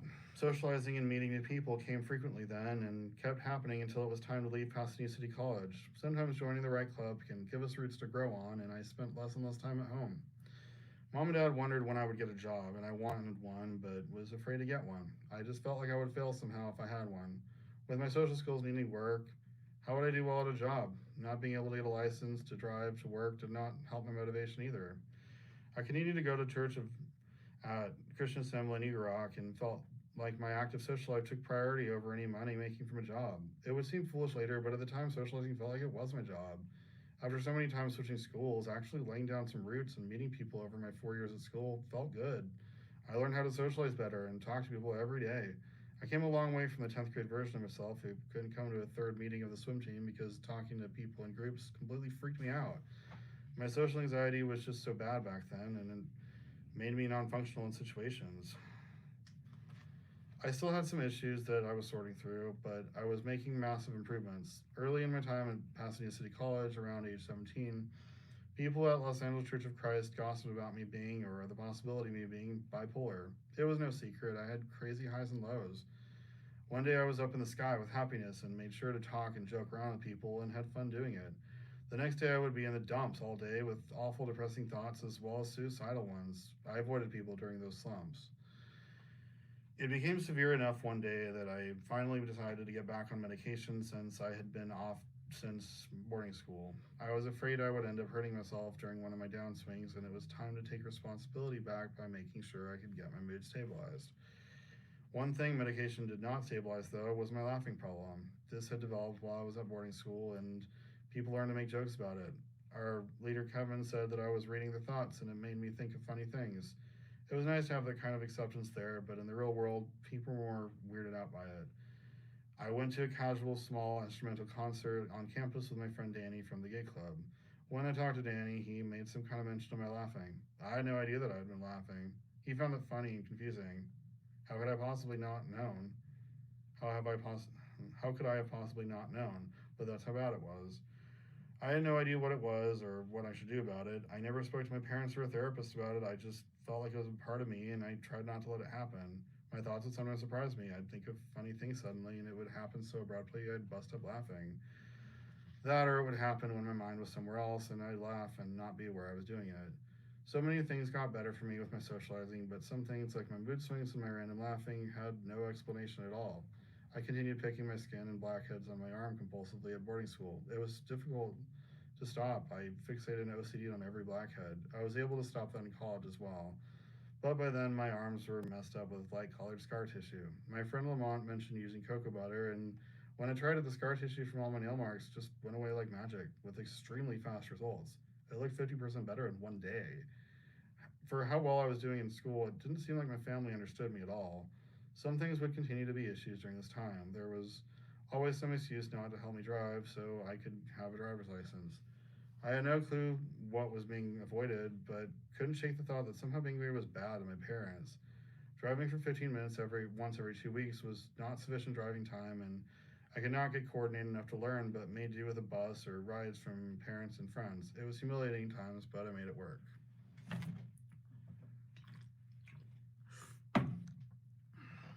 While people had started to learn about and love my eccentricities at school, it seemed like my family turned a complete blind eye to me in an opposite way. One of my biggest regrets of my childhood was that my parents allowed my relationship with my older brother, Philip, to become so toxic. At some point when I was growing up, they just got sick of disciplining him and just let a lot go. As long as it wasn't hitting, he could say whatever awful, hurtful thing to me he wanted, and it was just supposed to be fine because, in the words of Mom, he was just talking. This is nothing new. He had done this as far back as I can remember. Since I'd had trouble in fourth grade with socializing, Philip made sure to tell me, "You did something at school. No wonder you don't have any friends." Over and over again. The most hurtful things he could think of to say, he made sure to save them. After lots of power struggles and trying to talk to Philip when he clearly didn't have anything nice to say, there was no sense in trying to work anything out with him. I finally had given up. Talking to Philip was an enormous waste of time. He always had something horrible to say, and I can't even imagine how angry and insecure someone must be inside to say the things he would say. Over and over again, I would ask Mom to do something about something he said, and she would say, "Oh, he's just talking," as if, you know, "Oh, he's just talking," as if it was funny, and tossed it off. I tried working it out. I tried reasoning with him and my parents over and over again. He would provoke, he would still say awful things as soon as we were near each other, so I did the only thing there was left to do. I cut him out of my life. It was liberating, actually. He would come home for the weekends from his college, and I made sure to be out with friends someplace else. After a few weekends of this, family members started begging me to spend more time with him, but I wasn't having any of it. There was no more talking, no more troublemaking, no more hurt feelings, no more awful words. It just suddenly was not worth my time. And you know what? It felt good. I was glad to have the toxic energy out of my life, and I replaced it with positive people and experiences.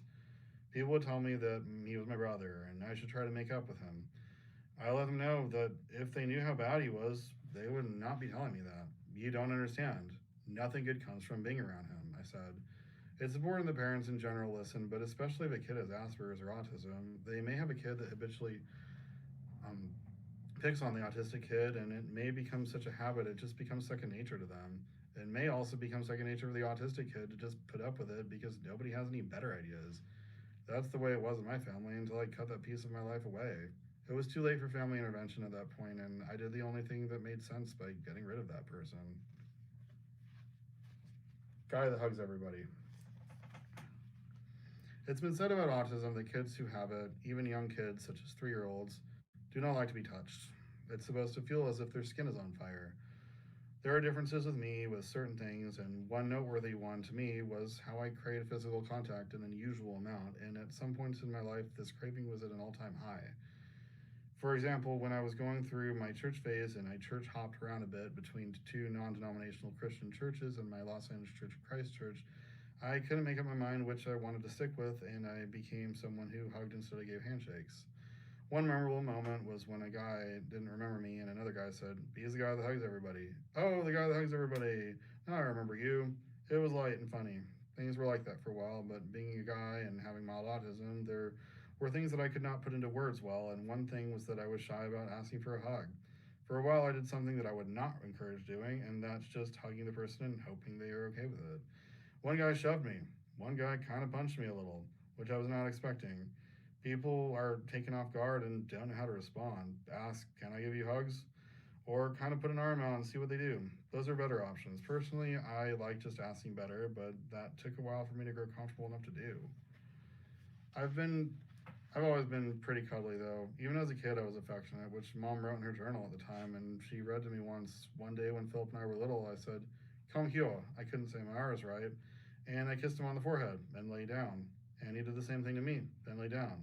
And we did this for 20 minutes. Diagnosis at 20. Somehow when I was 20 years old living at home, the idea came between my parents and I that I should have a diagnosis at the hospital. Mom pressed forward and saw it as necessary. My dad did not see how it would make any difference. It started being in the process, and I got several voicemails from a woman saying to call her back. I was asked to never use my cell phone longer than a minute, so the minutes did not go up. So I kept not calling her back because I did not feel I was able to yet. The woman left her final voicemail saying that if we did not call her back, she would assume we were not interested. Mom told me that with something like that, I could have made the phone call on cell, so I should have asked, I guess. It was a literal misunderstanding. I was waiting until I could call from a landline. It seemed like more than a 1-minute phone call. The testing process was interesting. There were cards I was supposed to be able to put in order and make stories out of them. I came across one set where a larger pizza man was making a pizza. And one card he dropped it and fell on his head and it dingled all over it. I started laughing hysterically and I could not stop. She immediately gave up and we went on to the next set. Another weird thing that happened was when we addressed the subject of being monotonous and I kept saying monogamous. Each time I said monogamous instead of monotonous, she would correct the word. I asked if I had been saying monogamous and she replied several times. I ended up with a huge packet from the diagnosis, which I felt was sort of helpful and sort of not. One eye-opening part was that somehow she got the information that I was getting counseling help for a while when I was 9, and my parents stopped because they felt the counseling was hurting their relationship with David. I don't think that was something they told me. I don't remember asking to stop either. I just remember for a brief time meeting with a guy who was writing everything I said down. It sounded to me like an excuse to not do it. There were other parts she had from my history or my family history that were just flat wrong and I did not like at all. I was not sure where she was getting her information from, but a lot of it was just incorrect. It made it hard to take the report she wrote seriously. It was over though, and my parents and I did not talk about it. Speech class.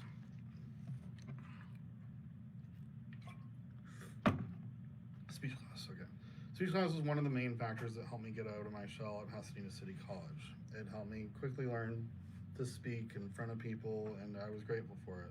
It also seemed like the perfect class to get out of the way in a summer or winter session. It was not hard at all to speed through. What I found with speech class is something I have found in other parts of my life where I have spoken in front of people. Something I say is unintentionally funny sometimes, and it gets a laugh. I don't know why, but it happens. It is fun when I can be naturally funny, and it can improve the mood and the speech.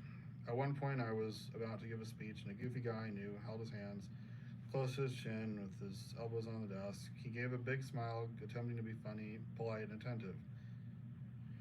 I needed to correct this immediately. "Please don't look at me like that, dude. It's really distracting. You're gonna mess me up." People started laughing. "Oh, sorry." I continued the speech in a burst of confidence, and it went well. I ended up getting an A in the class. Theater arts class. If there was one class that was helpful for me in my socializing, this was it. I wanted to learn more about how acting is an interest, but what I did not expect to happen was how good it would be for me. I went from being shy at the beginning of class to being a lot more outgoing, and the level of progress felt incredible. My normal shy, reserved self transformed into a silly goofball that people liked. And I started to have a total blast talking to people on campus. Sometimes people can just be a people person and enjoy talking to people more than most people do. And I feel that I became that and people enjoyed talking to me as well. I do regret just a little not volunteering for more of the volunteer exercises. I guess I got used to watching. Sometimes in life we need to break out of our comfort zone a bit. There was a girl, Abigail, who would always volunteer. We talked just a little. I got along with her. It was Abigail who taught me to use my strategy of highlighting things in pink to memorize lines. A trick I still use to this day. It was tremendously helpful. Years later, I bumped into her at a Starbucks and learned that her acting name is now Abby Wilde and that she'd had 3 seasons on the show Zoe 101 as a series regular. I was so proud of her and still am. As for the others, I'm not sure how far they got. The most memorable part of the class was one exercise I had to do for an assignment. I kept pairing with people who ended up dropping the class. I got no penalty for that, but still needed to do the assignment. I wondered a way I could do it that would be different than the others, since by now we had seen the short scene so many times. The final line of the scene was, maybe I should wear my tux. So I had an idea that I could take the last part, open up my shirt, and reveal I was wearing a fake tux shirt. I thought the shirt was in my clothes, but I looked through them and couldn't find it. I asked Mom where it was, and she found it for me. She was a real trooper, finding it for me at the last second. When we were about to drive away, she ran it out to the car and gave it to me. I did not think to ask sooner, and I should have. It came time for the scene, and I was wearing a button-down shirt with only the top and bottom buttons buttoned, and doing the scene with my friend Franco, whom I asked not to tell anyone about the scene. At the last second, I put on a blonde wig that was there for no reason. The scene was finishing, and I said, maybe I should. I undid a button and then made my shirt open wide at the same time as I said, wear my tux, and started flexing my muscles, and the class was laughing hysterically. I had no idea they would find it so funny. When the class calmed down, my teacher, Whitney Ryback, spoke up and said, that was definitely one of the most interesting ones of that I have ever seen. In-N-Out Burger.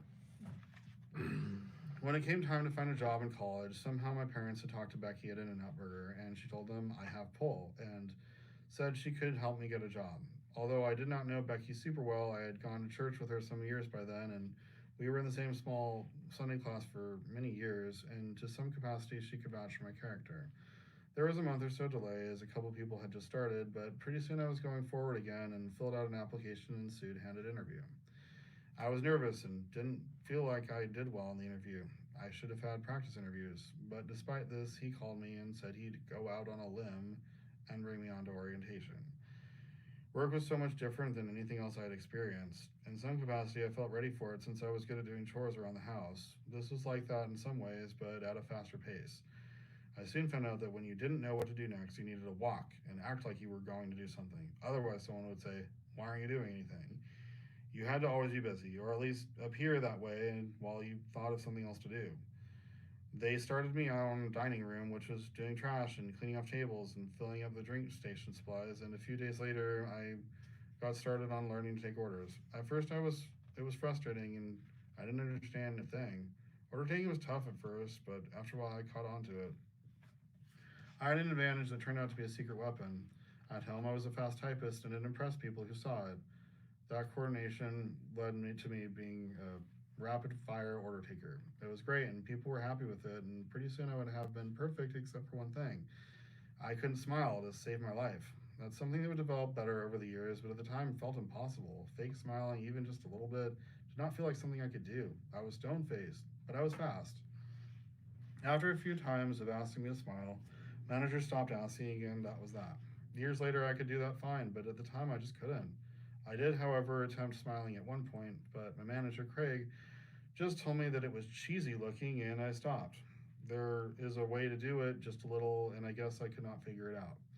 However, there were also times I hit it off with a customer, and it was no problem, but that was more accidental than on purpose. Having Asperger sometimes means that you're not sure how to handle certain situations right, or know what to do. Sometimes it would be time to yell, 6 meat down for orders that contain 6 or more patties. I usually could do it, but sometimes there were too many distractions from the customers wanting to talk to me. Coworkers kept asking me to do it, but occasionally I'd slip, and then the coworkers got rude about it at one point when they were sick of telling me. I was hurt, but made a point to be better after a manager let me know that it was a frustrating situation for the cook at the grill.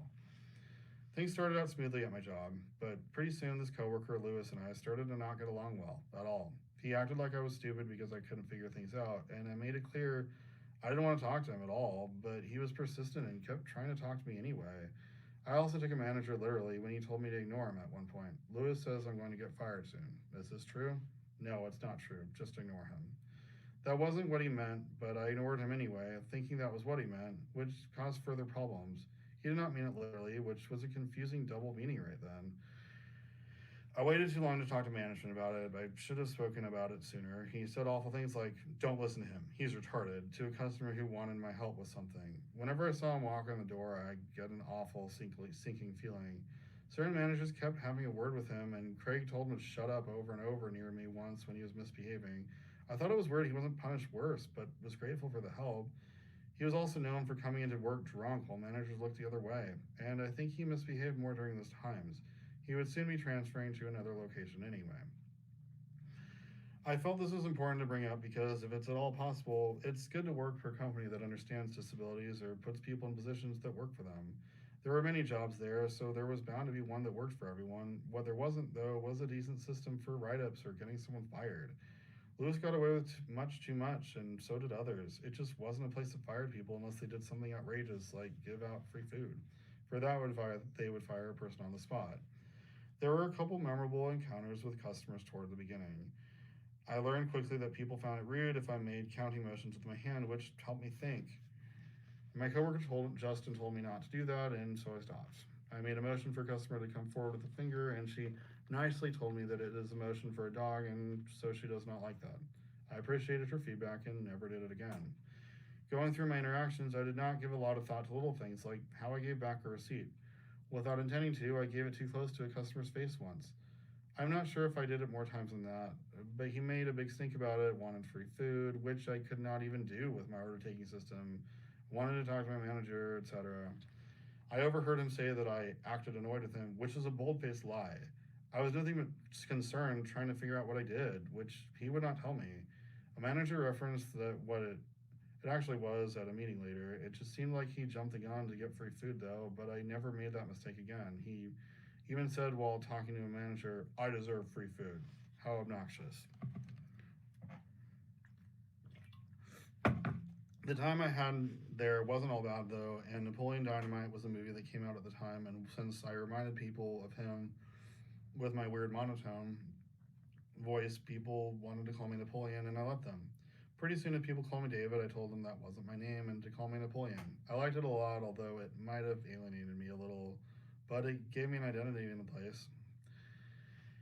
There were a couple of new cooks that came in that were funny and silly. I enjoyed them.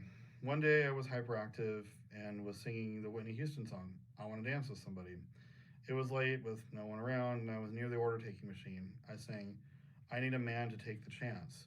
These are not the correct lyrics, by the way, and I realized a few things at the same time. For one, I didn't know any more lyrics to the song. Next, I realized that I just sung out loud, I need a man, at a place where I'd never told anyone I was gay. Sure, they suspected, and it was easier for people to suspect with me at the time. The young aren't as well hidden with that, but I never talked about it. Lastly, I realized that Tony, the cook, was looking at me with this big, goofy smile on his big, chunky white face. I marched right up to him with a fake tough guy look. Why are you looking at me like that? What? What are you looking at me like that for? What? Why are you smiling at me for? What? I finally gave up. I can sing the Whitney Houston I want. I marched away like I just settled a score. Tony was laughing and bowing his head like I had said the funniest thing he'd ever heard. The next day I went on the break room area and Tony and his other guy, Johnny, was there, standing behind the chairs against the wall. Hey, David, Johnny greeted me in a feminine fashion like he was into me. Why are you talking like that? This is how I normally talk, David. I started laughing and getting red-faced. I had to leave and come back for some reason, and they were still standing like that when I got back. I got more red and started giggling, trying to eat my food. What's so funny, David? Someone else might have been insulted by this experience, but I found it hilarious. And it was a Christian company, though, and even if I did have a way to tell people I was gay, I chose not to do it and try to remain professional. That was advice Mom had given me before I started, and I chose to take it. I liked my hyperactive nature at this time in my life. Being 20 years old, I made up my mind that I was going to have fun at work and not be bothered by the negativity of other people, so that's what I did. There was one point where, for some reason, Craig fake laughed at something I said in a rude way. So without missing a beat, I fake laughed back. Ha ha ha ha ha ha ha ha ha. See how that feels. A bunch of guys around me laughed like I'd said the funniest thing ever, which I was not expecting. This kind of weird, goofy stuff I did worked in my favor sometimes. I had some good times there. Things changed around when we got a new manager. The manager, Gary, who hired me, was replaced with this guy, Kurt. Upon meeting Kurt, he seemed friendly enough, and I felt he would be a good manager, but things turned south quickly. He hired a bad English speaking guy who quickly got promoted above some of us who had been there longer, promoting him for raises he did not earn since he could not learn the tasks the raises required learning. Learning to take orders was skipped. He got the raise for not learning it, and then he learned to do fries when some of us had been wanting to learn fries to get that raise. Things like that kept happening, and the unfairness of the situation was a slap in the face every day. I had worked hard to get where I was, but my hours had to be cut for school, and Kurt did not know how I'd worked hard that whole summer, as well as all the time I'd put in since then. Kurt knew none of that. Kurt only knew me for my reduced hours, which was a problem. A friend offered me a job at Hollywood Video, and I took it. I worked both positions, but not many days for either. For quite a while, it was 2 days of Hollywood Video a week and only 1 day of In-N-Out Burger a week. I started to hate In-N-Out Burger and felt like I went to a dark emotional place for the 1 day a week I went there. The management changing around didn't agree with me one bit. I loved all the managers I started with, but the management switching became awfully problematic. One new lady manager yelled at me 3 different times because I didn't understand something fast enough and would ask a question, all within 7 days. I called human resources on her and got her act straightened out. I don't think people were friends with her enough for that to affect anything with retaliation, which is why I'd never called for human resources on Lewis. On a different day, this manager wanted to know who could go home because we had too many workers. I offered and was on my way out. Right then, a hungover employee who had had a birthday the night before called sick. She asked me to come that night, and I was too afraid to say no, or wasn't sure how to handle it. Since I didn't drive, I walked the 2.1 miles home, took an hour or so nap, then walked all the way back to work. It was my least favorite work day of the whole time I worked there. I should have called and explained that I couldn't do it. I don't think she was aware that I did not drive, still being new to the position. Not being able to say no causes weird dilemmas for Asperger's at times, and this is one of those. There was one repeated action I did there that I regretted more than anything else at In-N-Out Burger, but I was too naive, gullible, and impressionable a person to see the harm in it at the time. Here I was working 1 day a week, already having once been told some time ago by Kurt that he didn't have a problem with workers doing it just to make sure I worked that 1 day a week. I forgot about this for a long time. Since at this job people were usually cut after 5 to 6 hour shifts, there would always be a swarm of girls asking if they could go home early, so I did too. I wanted to spend a minimum of time at the place I was starting to resent so much. I could have just quit, except Dad felt I needed to keep my foot in the door, and it seemed like a smart move to get a whole year on my resume. The thing was, I thought nothing of asking if I could leave early that 1 day a week. I thought it was the same as everyone else doing it. What I know now is that I didn't know at the time just because they're What I know now that I didn't know at the time was just because they are not telling you to quit asking doesn't mean that they're okay with it. They might think you're an annoying pest. They may hate all the girls that are doing it and just haven't told them, and I just joined them. Not to mention that the fact that I could only work 1 day a week at the time with school and Hollywood Video meant that I needed to stick my shift out and not ask. I met Rob when he visited Los Angeles and we started dating, and a couple months later I would be moving to Vegas to be with him. I thought I could ask for more hours later, but it didn't work out that way. About 9 months later, I attempted to get a job at another In-N-Out Burger, and when Kurt was contacted, he said he was an okay worker, I guess, and the other guy jumped in and said he had other priorities while he was working here. My resentment of the place towards the end and my constantly wanting to get out of there earlier had ramifications. I should have had a better attitude, but in my mind, I was doing fine. It was hard to fake happy in that place after a while, and it felt impossible to do, though. There are many mistakes I made with my first job that I would never make again in a million years. My hope is that people can have compassion for people with Asperger's or anyone else, and just know that sometimes things may have to be explained that you would not expect to have to explain. Some things were easy for me to put together. Some things were not. Things sound nicer when you smile. In Vegas, I ended up working at a second In-N-Out burger job, and I learned one valuable lesson there that I took with me from my manager, Christine, for the rest of my life. At In-N-Out Burger, when we have things ordered, I say 3 double doubles, for example, with the math. That is 6 meat patties. For that, we call out to the cooks 6 meat down. This happened one day, and I was told to smile when I said it. That said that it sounds nicer. I started smiling when I would say it, and it did sound nicer. It is easy to overanalyze smiling. I felt like I could not do it on command. It just happened when it happened. It was hard for me to do it at my first In-N-Out Burger, and I sort of started trying. I did not know how, and when I did, it was fake looking, and I was told to stop. Smiling just, I was told to stop.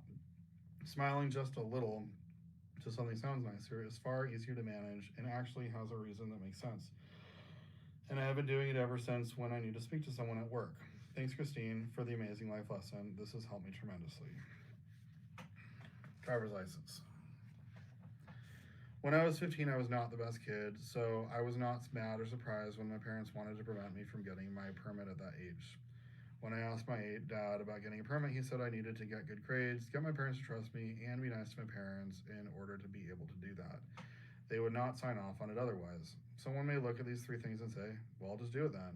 I knew better. This was a way of putting it off. I was gay and they wanted me on a tight leash. Even back then, I had a feeling the driver's license thing would not happen no matter what I did. The year I was at boarding school, there was no need and no way to drive. 12 students, including me, were on a big farm with an humongous hill with a forest behind it, and none of us ever drove a car except our leader, Kevin. The driver's license idea was put off until the following year when I would be attending community college at Pasadena City College. There were 4 years spent finishing my Associate of Arts Science degree. There were many times when I thought I would fail a class and dropped it. Some of those I was right to drop. A couple maybe I wasn't. I dropped intermediate algebra over and over until I was not allowed to take it there again. I kept dropping it because I would not have passed no matter what I tried. That was a lot of wasted effort. This class could have been taken in online school instead, and I should have done online school anyway due to my difficulty with taking tests and comprehension problems.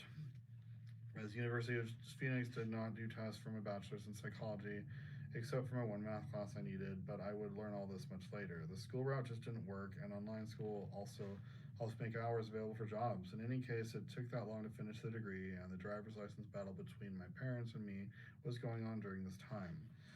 At first, maybe I liked taking the bus to go to school. I didn't see anything wrong with it. I made friends with those Los Angeles Church of Christ people, and there was always guys that drove us around and never asked for a lick of gas money. I should have offered. It wasn't until later that I left that church and got into the United Rainbow Alliance, which was our gay club at school, where I became increasingly better about having to mooch rides off of friends. Sure, they were happy to do it most times, most people I knew, but I got sick of it pretty quickly. If I wanted to do anything, I would be able to do it if a friend also wanted to do it and took us there. Not everybody is comfortable taking cash for gas money, but I do regret not at least offering to pay for meals here and there. Looking back at my parents' actions around this time, it seemed like they were scared of something and not sure how to deal with it. I wonder if it was ideas they heard in that anti-gay seminar called Love Went Out, or any of the weird anti-gay books they read that cast bad messages to them. They seemed to fear what I would do if I was able to drive. At the time, though, I was naive and gullible person. If they said I was a bad driver and that it would take forever for me to be able to learn to drive, I believed it. They helped me drive just enough to say they were helping, but not nearly enough to help me actually learn to drive.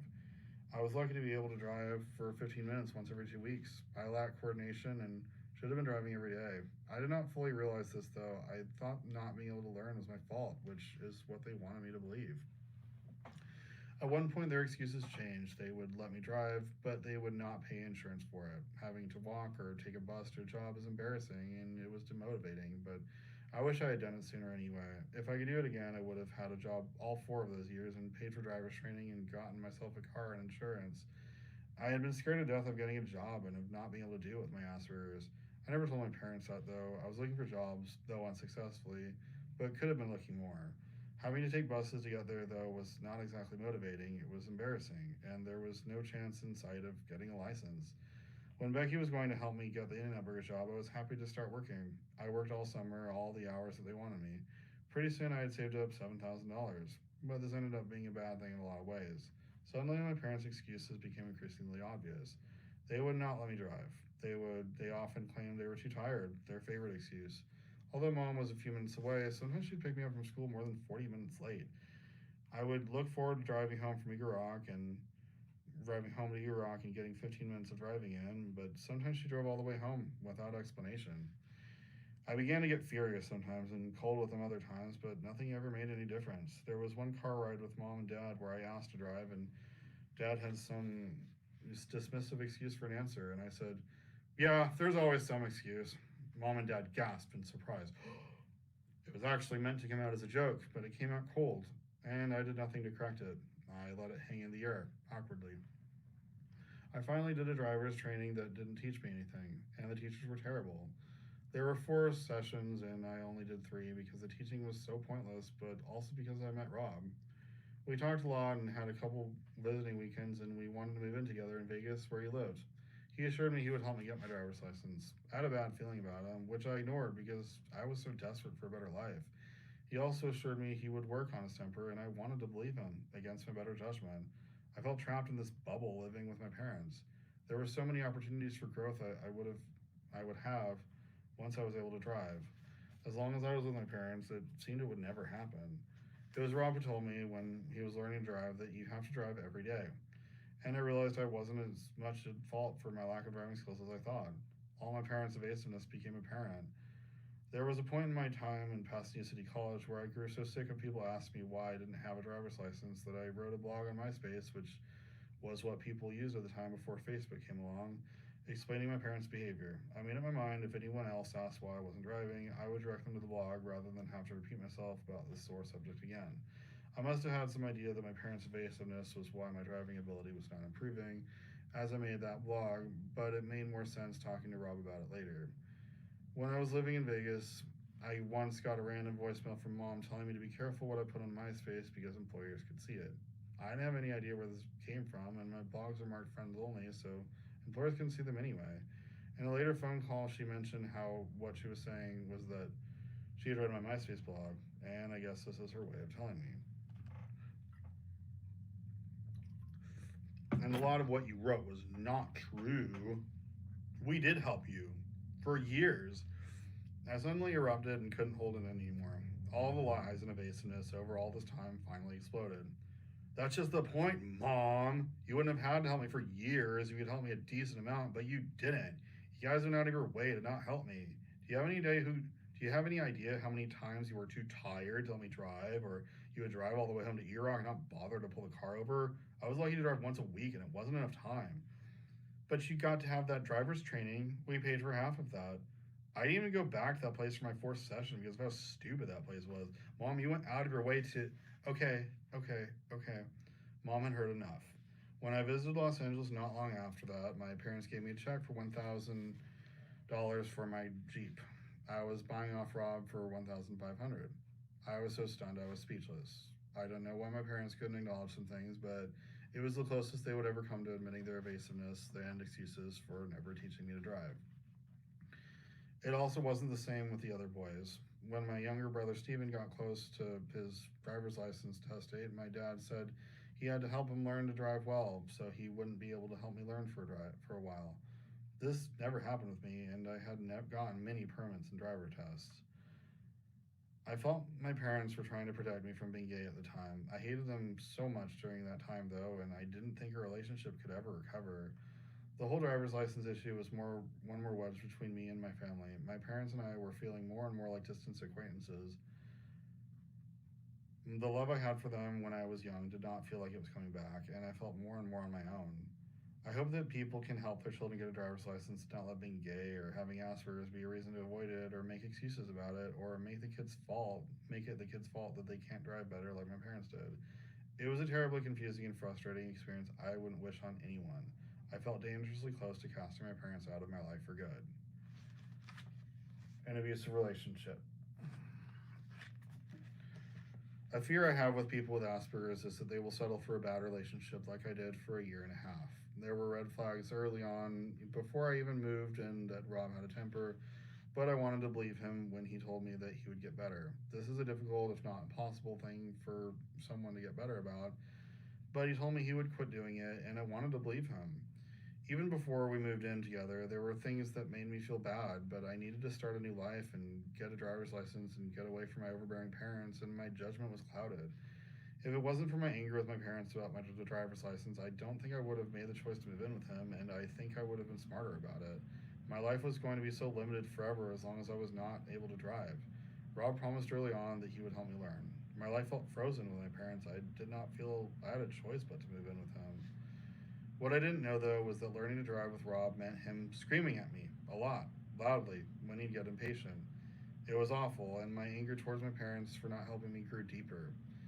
I'd start to shake with pain and hurt and make myself concentrate as it seemed like the only way I would learn. At first, I tried to be nice to Rob in the relationship, but not too long into it, I stopped caring as much and would loudly yell at him to get him to shut up. I didn't want to keep tolerating it, and I stopped feeling like I owed him something.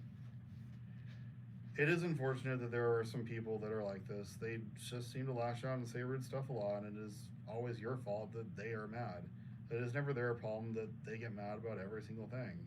Something that took me a long time to pinpoint with Rob is that he complained all the time. For some reason, I didn't notice this until late in the relationship. Maybe a year in.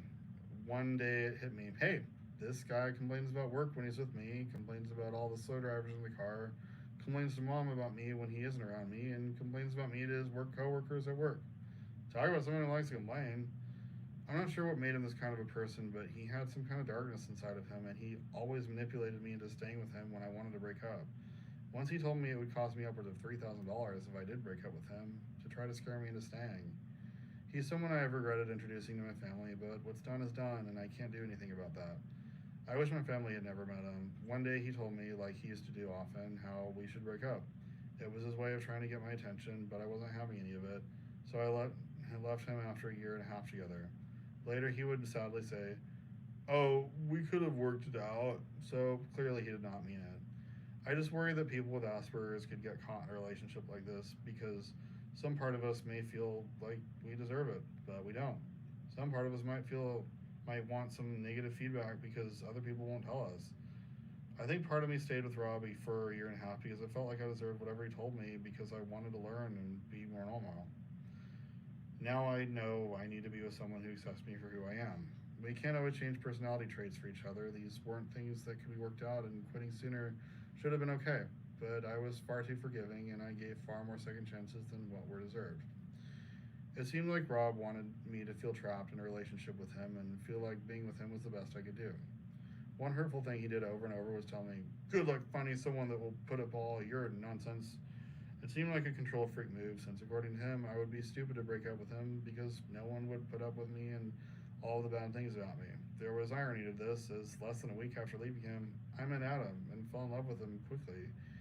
Immediately, it was obvious we were supposed to be together, but he lived in Arkansas and was only visiting Vegas, so we talked on the phone a lot until our weekend visits, and then I moved in with him 2 months later. During my relationship with Rob, I found out from his dad that he was actually 47 years old, while I was 21, but he had lied and said he was 37. I did not care about this age, only that he lied to me about it. It made me wonder what else he could be hiding from me, though. I moved in with Adam in March 2008, and in July of that year, I got a statement from a credit card that Rob used in the mail. We called, and it has run up to nearly $3,000 in my name. He had done it on 3 different credit cards, although on 2 it was a lot less money charged, but it was an ongoing issue for a while.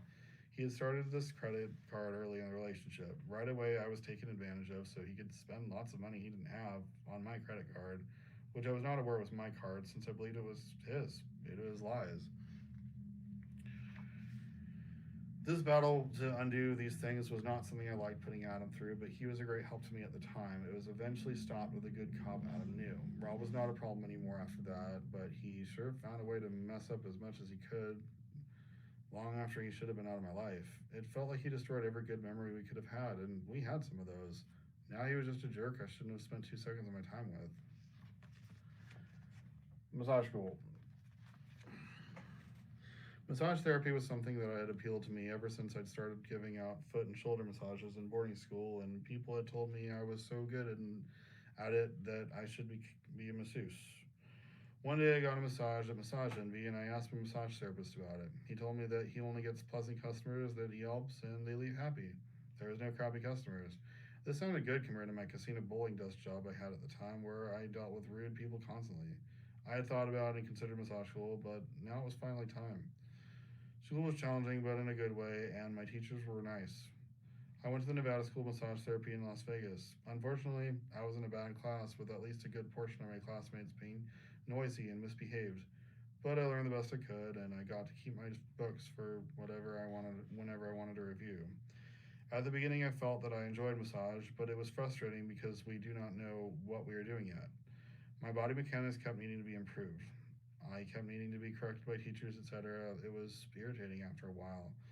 Then the day came about 2 months in when my clinical internship started, one day a week on the weekends. To my surprise, I loved it. I loved not being corrected, dealing with it all by myself, correcting myself as I went. It was wonderful. It gave me the boost I needed to finish school with the confidence that I was doing the right thing. One day I knew I would be paid for doing it, and it just seemed wonderful. It was a different kind of work because of how much I enjoyed it. In a way, I did not feel like work. In a way, it did not feel like work at all. I had an advantage with being able to find knots so automatically and work them out. I found this was not as easy for others as it was for me. It was like having x-ray hands, and clients have always appreciated it. Sometime later, it would be brought to my attention by Adam that wasn't the only thing with texture that was different to me, and that I would need to try on shirts a lot before buying one because they needed to be soft and feel just right. With Asperger's, textures affect me differently, but this ended up working to my advantage in a big way with massage. I got my Arkansas license in May 2008 and have been using massage ever since. Meeting Adam. When I met Adam in Vegas less than a week after leaving Rob, I fell for him quickly. Soon it was obvious that we needed to be speaking or spending time together. I was not in a good place with myself at the moment. I had been hurt from Rob and all of the weird and rude stuff he did to make me feel unlovable. I had wished to not be with anyone for at least a year, and then suddenly Adam popped into my life. It was a real curveball. I was not ready for it. Later, I would regret being somewhat of a mess when we met. My life felt crazy at the moment. I went home for 2 months to spend time with my family, who had been worried sick about the wacky relationship I had been in. For 2 months, Adam and I had a lot of fun time and weekend visits every couple of weeks. We had a 5-day trip in Vegas, which basically felt like the ultimate test to find out if we were going to end up together or not. We had a wonderful time, and a couple weeks later, I was moving to Arkansas. Being away from him in that time was challenging and just messed me up worse, though. In January of 2008, I moved home to Los Angeles for 2 months before going to Arkansas, and I felt like I was going insane. I had a staph infection on a toe, and I had to keep soaking in hot water and iodine. I nearly lost the toe since the infection was terrible, but I obeyed the doctor's orders and it managed to heal. I was still torn up with pain from Rob. I should have been in counseling, but was not, so my head was already messed up. One day, my parents were talking, and it became clear to all of us that the mom was getting stuck on a word while she was at work. She went to the doctor, and we found out that she had a brain tumor. I felt like I knew right then and there that mom wasn't going to make it long. We did not know how long she had. Under normal circumstances, I would have wanted to stay with my family. I ached to be with Adam, though. I was 20 years old, and I needed to make a life for myself. On one bad night, my foot just started gushing blood from out of nowhere, and I freaked out and called Dad, who was out at Starbucks with Mom. I didn't know what to do. When Dad came home, he got angry and yelled at me, and I yelled at him and told him, "Will you stop yelling at me? Do you have any idea how hard this is?" Not nice of me, but I desperately needed him to stop, which he did. Things like that were mounting up, and it was hard for my parents to be compassionate about my near amputation while they were dealing with Mom's brain tumor, and it was an awful thing for the family to deal with simultaneously, having to drive me to the hospital for checkups and bandaging all the time. The first visit was a trip to the emergency room where, after someone squeezed all kinds of stuff out of my toe and left the room, I waited on a table for more than a half hour, feeling confused and messed up. The choice to move in without him was not necessarily an easy choice, but it was the right one. I knew that I didn't get along with my overbearing parents enough to get along with them during this difficult time. I don't expect anyone to understand that, but it was what it was, and I visited many times. Soon I was away from all of that, except for my visits, and I had to struggle to figure things out with Adam. I soon found out that I was overly defensive, but only realized it after he pointed it out. He would say something and I'd yell or be hostile back. I was so used to being with someone who would randomly yell at me, and my guard was up. So I learned to let my guard down and relax, and things went much more smoothly. Sometimes Adam would do something, and I would tell him it was just like how Rob did something. The wounds were still too fresh. I had to learn to quit talking about it. But luckily, Adam served as a counselor during this time for a while, and even though I should have gotten real counseling, it helped us to know each other's backstories, though. What was also silly was how both our exes were so much alike.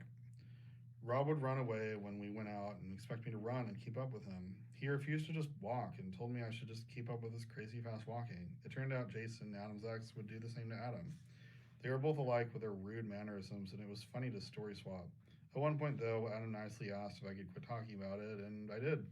Then an interesting thing happened. I no longer needed to talk about it.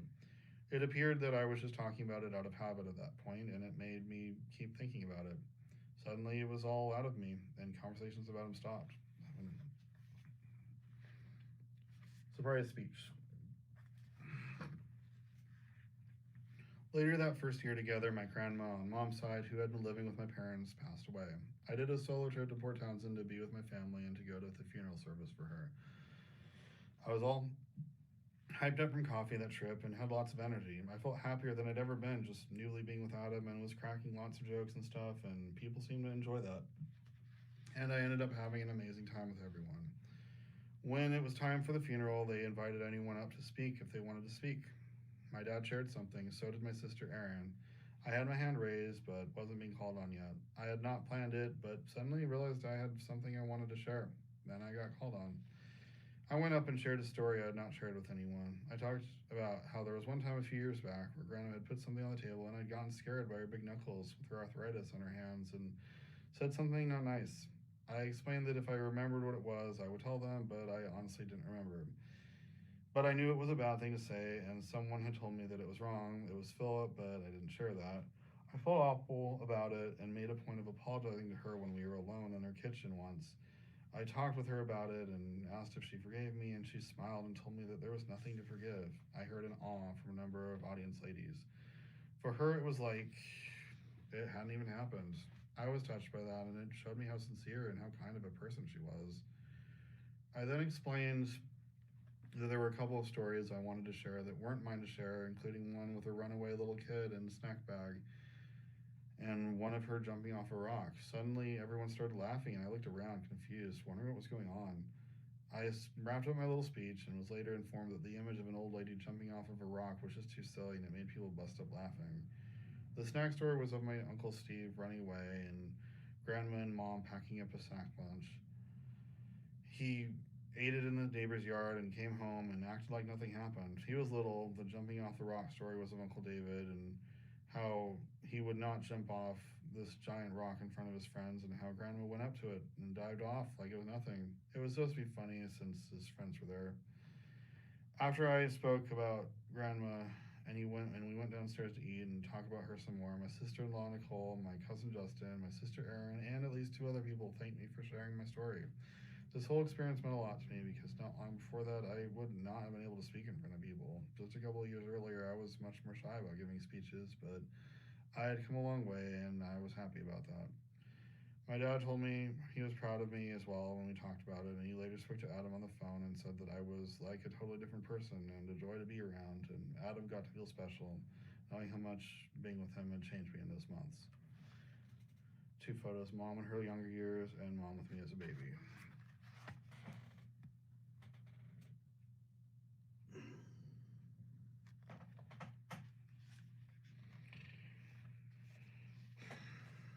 Mom's sickness.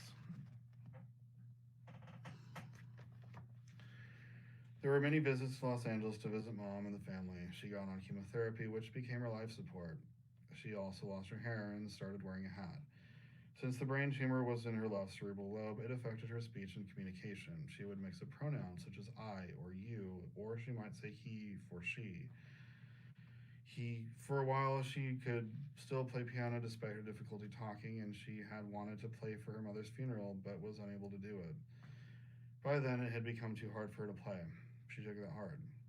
We had a final Christmas with all of us, which we all knew would be our last Christmas as a family. One thing I did was give her out $30 Target gift cards to my brothers and Mom and Dad. On Mom's was a picture of girls' shoes. I had a weird random one for my brothers as a joke, like one about a new baby. I walked into a living room a little after she turned around on the couch and smiled at me. "Thank you for my present," she told me happily. I hugged her and gave her a kiss on the cheek. It took a lot of effort for her to talk by then, and it was nice to hear. We had a January visit and would have had a February visit, but an ice storm in Arkansas made that impossible for a while. And then I visited again in March. Mom had been bedridden for a month, and the right side of her body would not move and was all bruised up. When she saw me, she said, "Oh, oh, oh," and I could see she was happy to see me, though she was glassy eyed, unable to form words. I held her hand while we watched movies like The Long Kiss Goodnight, which was one of her favorites. For a couple of days, I got to visit with her and keep her company the best that I knew how. At one point, I asked if she wanted to be worked on, and she said yes. I worked on her arms and feet, and she said, "Ah," like all relaxed, like she was at a spa. She communicated a lot with that, even if she couldn't use words. My trip was over, though, and it was time to say goodbye to her, and so I did. Hugs and kisses, and that was that. It was time to go home. It was 3 days later that I got a cell phone message from my dad letting me know your mother passed away. I told Adam about it calmly. At first, I felt nothing since the shock must have not settled in yet, but the next day it hit me hard, and I slept all day and cried over and over. Anytime I thought about it, I would cry, and it never seemed to end. In my relationship with Mom, we got along how we got along, with ups and downs. Sometimes there was a lot of arguing, but we worked things out in the ways that we could. We also had a lot of nice conversations too, and we talked about more about being gay and things like that than I did with any other family member. Losing Mom was losing the one family member who came the closest to understanding me and the complexities of Asperger's. I lost the one person who had the best chance of ever understanding me, of being able to explain things about me in a matter of fact way that no one else could. There were times when Mom had come to my defense to explain something about me that she knew, but I didn't even understand about myself. She explained how I had preliminaries before saying something, even if it wasn't necessary, such as saying I didn't want to be harsh with something. She also once mentioned how I was someone who said things as they were and didn't beat around the bush. I was surprised by that. I didn't even realize I did that when she said it. Sometimes my Asperger's could be my own worst enemy, and if it wanted to punish me, then it would punish me. Much more than what is fair. It might even have seemed downright psychotic.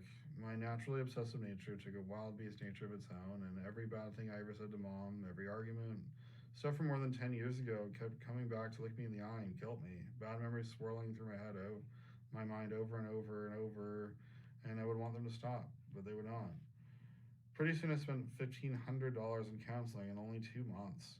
My brain just didn't feel functional. Bad memories from 10th grade were swirling around all the time. It was the worst year of my life, and I thought it was all behind me. When we were teenagers, though, our brain is supposed to be reorganized, and maybe some of it just wasn't put away properly. I had to go through so much all over again, which I never expected. My brothers cried a lot too, though I was not around to see it, and my dad remarried in 5 months, which did not surprise me in the slightest.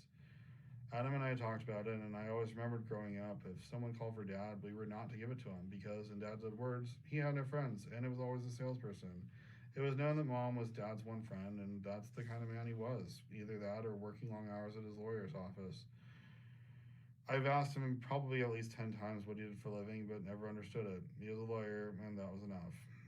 That year, we had a funeral for my mother, my cousin's wedding, my dad's wedding, my brother Steven's wedding, and my brother Philip's wedding. We all moved on the best we could in the ways we knew how. The following February, Nicole and Philip had their first baby together. Stella Leslie Marr was named after and would also have the same initials as her grandmother, Sarah Leslie Marr. Struggling with Adam. Some things in my relationship with Adam I continued to struggle with. I was not disciplined enough about cleaning the house, and I knew as much. Part of it was that I was not good at organizing. Some stuff I wasn't sure where I could even put it. Yes, I could throw everything in a big box, but shouldn't I try to do better than that, even if it's slow? Papers bugged me. I would have to look over each one carefully before throwing one away. Sometimes I wrote a phone number that was important on one. It has been said about Aspies that we are freakishly organized in certain ways, but in other ways we are not at all. This definitely applied to me. Some things like scheduling, homework, organizing video games alphabetically, I cared about. Some stuff I did not, or was not sure of a better way to do it. Growing up as the third of 5 kids, though, I was used to our pretty decently sized, some would say large, 3-story house being trashed all the time, with guests constantly coming in and out. The house was always a mess, no matter what we did, and if it was clean, it was not for long. I was used to that. As I've said many times, I have to remind myself that it is messy. It may seem normal when we are used to that growing up. We may have to remind ourselves that we want to be better than that. First throw away trash, then organize things better, get a rhythm going so things don't look like a trash can. There were a lot of things Adam didn't get about me at first, and a huge one was that the house cleanup problem. But there were other things too. I would unintentionally blame him for stuff due to the defensive nature I had. I needed to learn to quit doing that.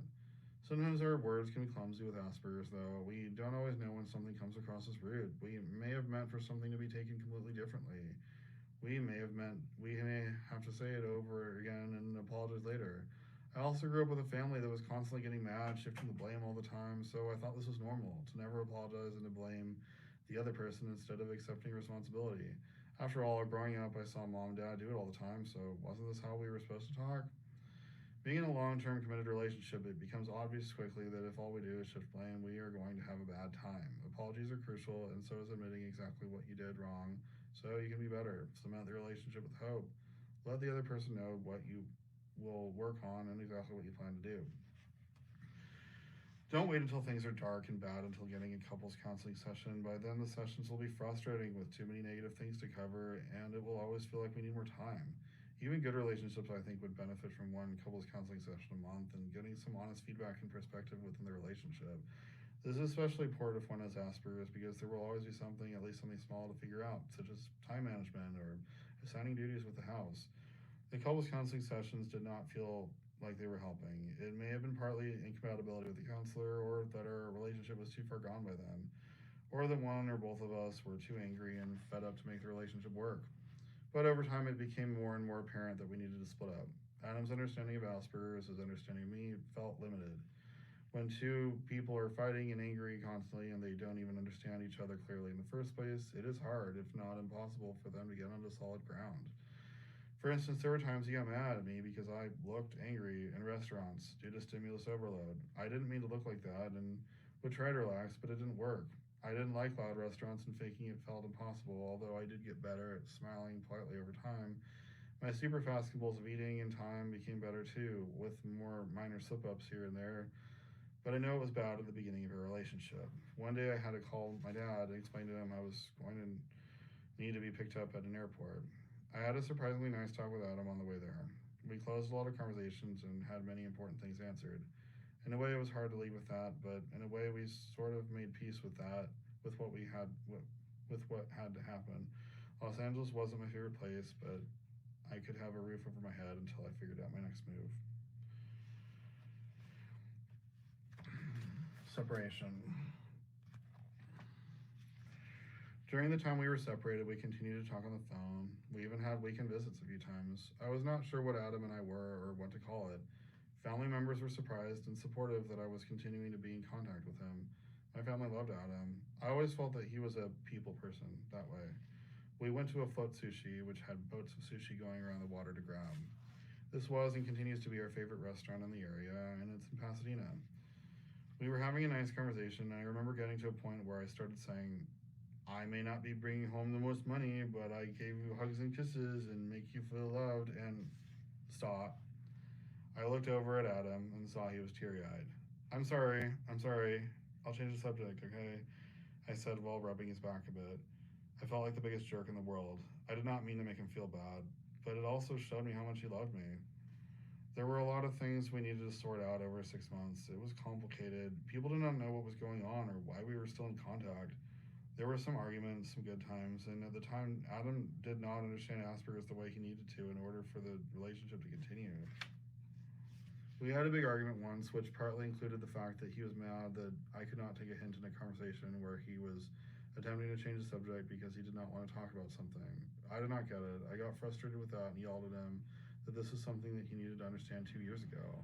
That was one of the first things I explained about myself to him back when we first met, and still he did not get it. In every Asperger book we ever read, trying to change the subject is a nonverbal social cue, and every author specifically warned not to do it. This was not new information. Adam did not see how to apply it. There was a large disconnect with applying the information. He read the book House Rules by Jodi Picoult, and it opened his eyes to all that he did not understand. There was a part in the book about how the mom did not want her son to drive. Adam heard this in an audiobook and needed to pull over and cry for a while. He knew all about my story with my mom and not letting me drive, and this hit him hard. A lot of things in the book showed him what he needed to know and what he lacked understanding about. Ultimately, at the end of our 6 months apart, my staying in LA came to an end when Adam and I were ready for me to move home. There was a massage job that I wanted, and I had a strong feeling I would get it if I applied. They needed people, and it was kind of in the middle of nowhere, and they were always hiring. I wanted to apply, but it was clear to Adam and me that we should move in together again. We have lived together ever since, and understanding between us has always been improving. YouTube. The world seemed to change when I got back to Arkansas in a big way. Gay suicides were starting to become national news and made big waves. I remembered how suicidal I'd felt when I was 15 and felt impacted. I felt obligated to speak up. I shared my coming out story on YouTube, which was well received, but since then I have felt that it was too personal and put it on private, but for a long time it was not, and it led to a number of other videos. People asked me questions and I would have a video to answer it. This happened over and over. My original plan was to make only a couple videos to address gay issues. That way, it was unlikely anyone in my area would find the videos. Boy, did it not work out that way. Pretty soon I had 100 videos up and I did not want to take them down. I had to accept my fate that pretty soon people were going to see them. Not everyone understands how YouTube works. Neither did I at first. I made the stupid mistake of listing my primary email address rather than a throwaway, which ended up leading people on my email contact list to it. I had marked something in the settings saying people who had my email address would not know about the YouTube videos, which I guess did not work. It made no difference. Everyone I knew found it anyway, and eventually people in my area as well. I had to decide what to put on private and what to keep up. Stuff that I did not care was public suddenly became a bigger issue, but I got used to it and got over it the best I could. What I had not expected was how mentioning that I had Asperger's in the coming out video would lead to people asking me more questions about that. Pretty soon I saw there was a need for videos about Asperger's as well. In fact, there was a much bigger need for that than the gay theme video monologues. Far more people were already making those. People were extremely supportive. Since I kept changing themes for the videos back and forth, one day I decided to make a public playlist of the Asperger videos to see if that would do anything. Right away, I got a couple messages from people thanking me for my Asperger videos. Putting the videos in a public playlist made a huge difference. People could locate and watch them all much more easily. Not only was making videos helping other people understand the various nuances of Asperger's, but it was helping me understand things better as well. Sometimes something in a comment would lead to me making a video in response or enhance my understanding with certain odd things about it. I saw that people with Asperger's were asking questions in unusual amounts, so I made a video explaining issues I'd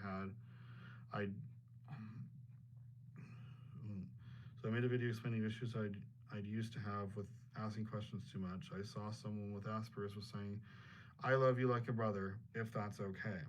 It reminded me how I used to double check odd things as an OCD.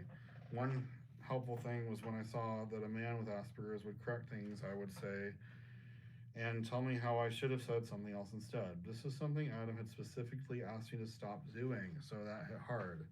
I have explained to people before that this is a potential issue with people with Asperger's. They do not see it as correcting. This is their way of processing what you have said. After Adam asked me to quit doing that, and after seeing someone else doing it and seeing it as pretty obnoxious, it gave me the confirmation I needed to quit doing it. In one video, I mentioned how noisy restaurants were bad for me and how it just made me look like I was angry. I did not mean to do it, but it was something that happened. Since then, I have become better at staying more relaxed and smiling, though. I keep a better attitude and face, just like Mom always wanted me to do, but I had previously felt unable to do. The more I made videos and the more I spoke with people, the more I learned. What I learned greatly facilitated what I still needed to learn and include in a book, which has been a work in progress in my thoughts and notes for some time now. The ideas within it were constantly evolving regarding what was necessary to talk about. My overanalytical nature made it tough sometimes, but it was important to just keep writing, rewriting, and edit it to flow better. I was grateful that I'd started making videos, and it did change my life in a big way. I hope that family members understood that talking about certain things was for the greater good, and I did what I could to not include names and keep things a little vague. My older brother Philip indicated once that he'd seen them when he hinted that I should take down the videos of his family. I honestly forgot that those were there. They were only there as a way of backing them up before I did much with that channel. I respected his wishes and put those on private. That was the one and only time any family member has spoken with me about the channel, apart from my sister Erin, with whom I have a more open way of sharing than I do with my dad and my 3 brothers. I had made my username long before the suicides, kind of as a joke, not realizing it would get as far or that I would be making any serious content on it. At the time, I had recently found out California had started to ban gay marriage. We had gotten a license to get married there before that, being told no matter what, would be good for a couple months. It was banned anyway, and our license was suddenly good for nothing, which nobody who helped us obtain the license had expected. As my gay revenge to rub my gayness in everyone's face, silly gay boy was born. Walmart. Coming back home to Arkansas, I still worked for myself by doing massage at home. Work was slow, and that was unfortunate. It had not always been slow. I was making good money when I started doing it. That was when the recession happened, and suddenly people did not have money for massages anymore. I kept looking for jobs, but did not have any luck. I also had a computer addiction for a while where it was hard for me to get off the computer sometimes. I do believe that I am better socially because of my time on a computer, though I am not sure this is always the case with people, but with Asperger's, I feel that it has helped me continue developing socially.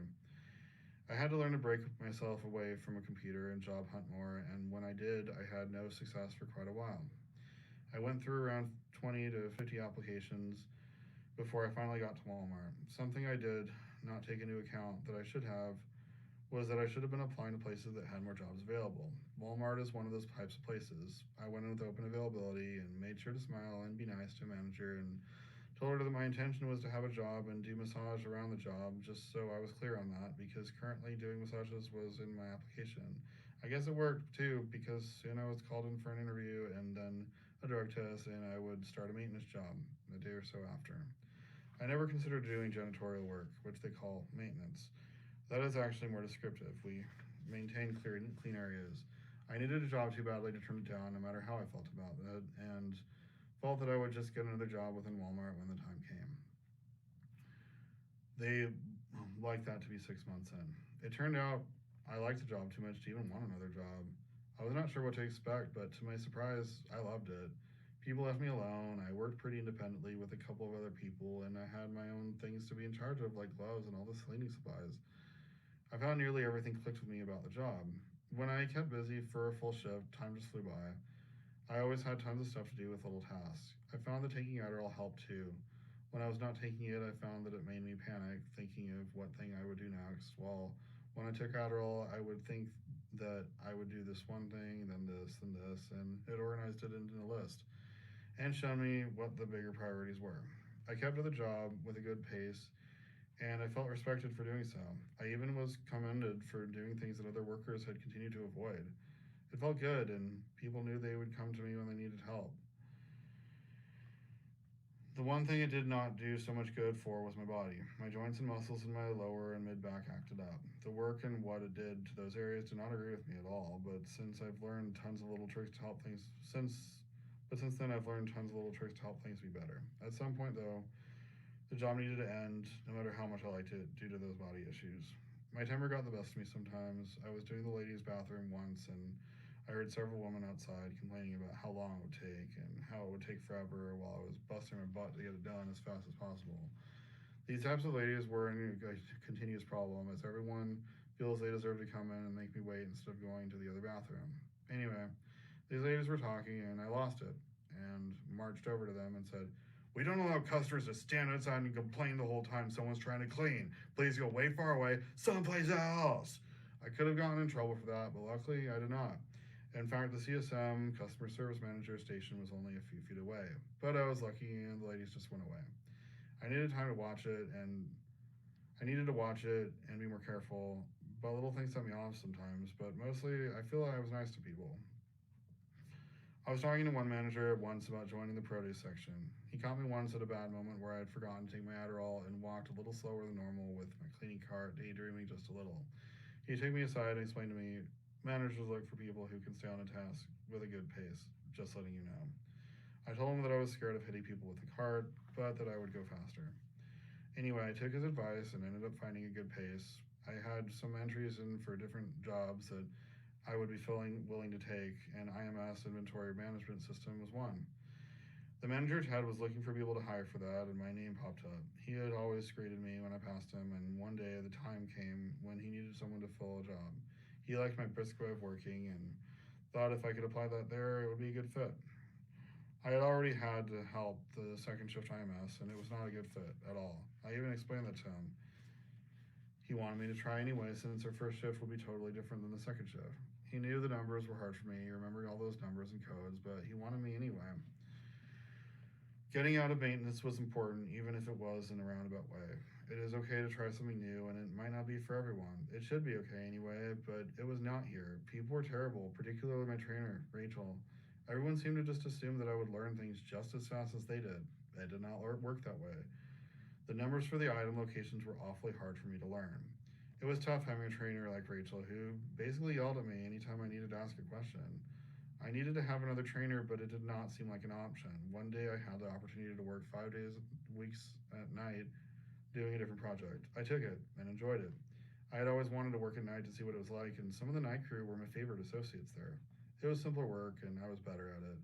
When it was over, I went back to my days again, and my issues with Rachel were right where I left them. There had already been a point where 2 associates, including Rachel, were asked to be more patient with me. Then one day, a worker came up to me and said, "I don't care what she says. I think you're a great worker." By she, he meant Rachel. He was talking trash about me where I couldn't hear it. I finally lost it and blew up. If you were being serious right now, she was really not supposed to be doing that. The guy ran away scared. I apologized to him later. He was fine with me. I passed by Rachel a minute later, and she looked scared of me. Guilty. She totally did it. Not only was she an awful woman anytime I needed to learn anything, but she was talking about me behind my back as well. She was supposed to be my trainer.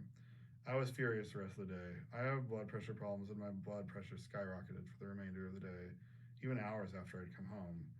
I told Ted about it the following day as soon as I came in, and 2 managers had a talk with her. My overall impression was that this was a talk that was a long time coming, and she was self-conscious about hearing it.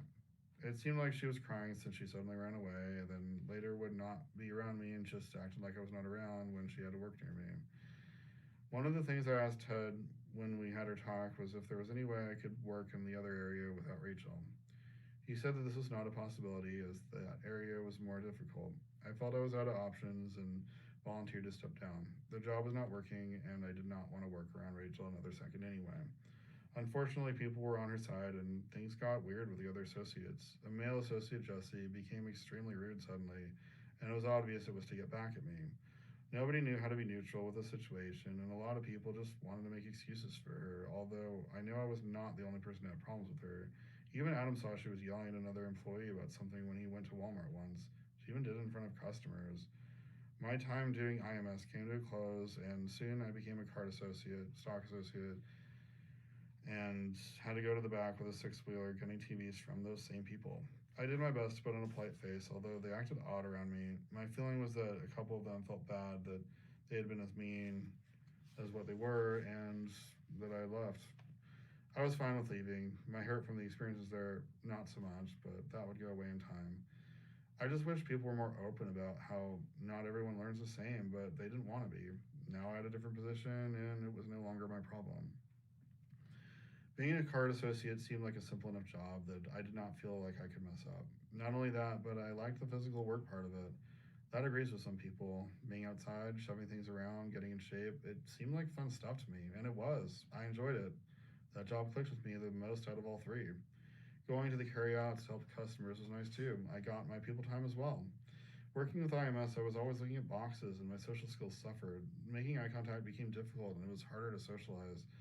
Switching to being a card associate changed that in a big way, and socializing became part of the job again and helped me a lot, just like I'd enjoyed taking orders at In-N-Out Burger. These were parts of the job I liked that helped me. There was a sort of back and forth with certain associates where they kept trying to get away with hiding for long periods of time, even as much as 3 hours and other things. I did not want to fight about everything, but there were times I needed to be able to do my job, and there was no other way to do it than tell a manager something. It was a difficult situation to be in, and it was ongoing. Ross had a couple times yelled at me for being on his side, and this was becoming problematic.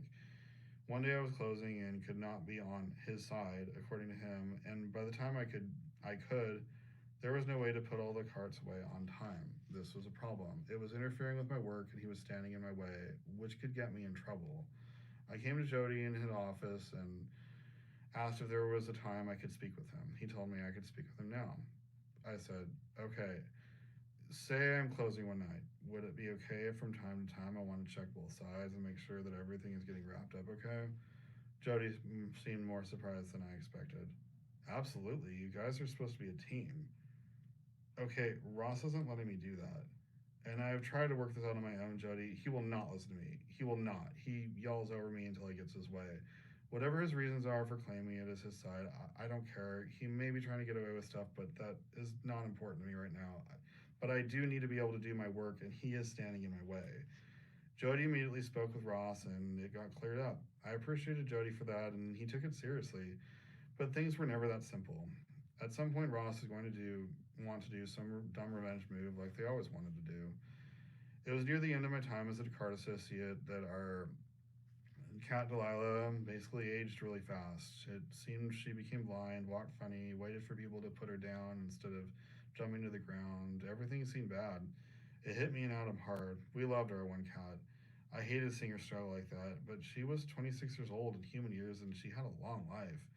One day it came time to put her down. She had water in her lungs and her breathing became difficult, and that is not a good way to go. And so we did it as peacefully and humanely as possible. I talked to her, stroked her, and Adam and I were in the room. We were shattered. It was hard to say goodbye to her. There was a lot of crying that day. I came in with my wounds from Delilah being put down the day before fresh. If anyone had asked me if I was okay to go to work, I would have 100% told them that I was. Nothing even felt wrong. I felt fine. I started the day just like any other. I was on the grocery side, which is our busier side. Tommy and Ross were on the GM side, which is the general merchandise side, which was our less busy side. They walked together while they worked, enjoying the time together. No, we're not supposed to do that, but I don't care normally, but this was a Saturday that was unusually busy. I busted my butt to try to keep the carts in the bay. In no time, they were all taken in.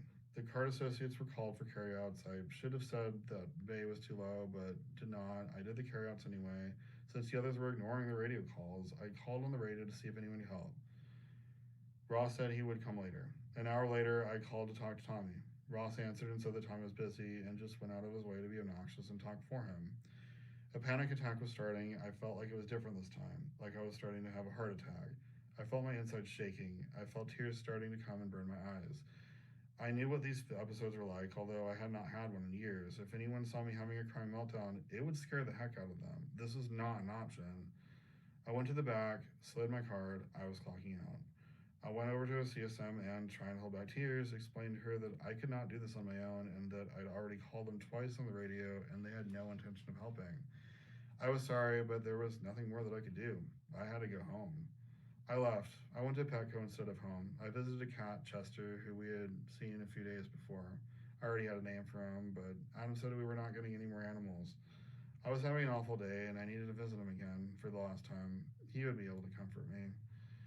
I asked a woman about him and found out he was already adopted. I mentioned something about our cat Delilah, and the woman said the person adopting him also had a cat named Delilah. Oops, Adam had meant to surprise me. I totally spoiled the surprise. I texted Adam about it. He was not happy, but I did not want a lying relationship with him. He had meant for the cat to randomly walk into the house. He wanted to see the happy look on my face. I took that away through unforeseen events. I went to bed that night so happy. Before I could go to bed, I went back to Chester over and over to pet him and talk to him. I loved my Chester so much. He was 4 years old and a Russian blue.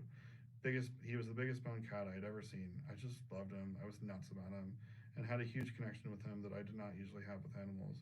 He would crawl all over my chest, lick me right in the face. He was fantastic. I got a call from Jody that I somehow missed, and he left a voicemail. I called back and talked to a different manager, Christina, who was willing to hold my job for a day and asked me to please never do that again. She told me Jody went right out and talked to Tommy and Ross and was not happy about it. Christina was shocked that I'd called over the radio twice and was not happy about that part at all. She told me the CSM should have heard it and done something about it, but they were probably focusing on the cashiers. I went back to work. Some people seemed shocked to see me. My immediate coworkers just seemed sympathetic.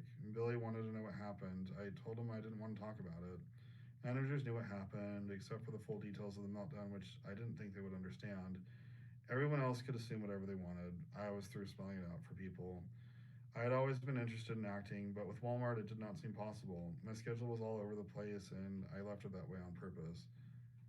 I wanted to have open availability and a lot of hours. I did, however, get to be in a short film called Haunted as a ghost once, which was fun. It was the only thing I got to do while working at Walmart for acting. Pretty soon, Shadowbound was going to be filmed. It was going to be a 5-episode black and white horror web series that would be later be edited into a movie. I knew I had to get in this one. I sent in a video audition. Later, I was given a part with a 2-episode story arc. My part would be in episodes 4 and 5.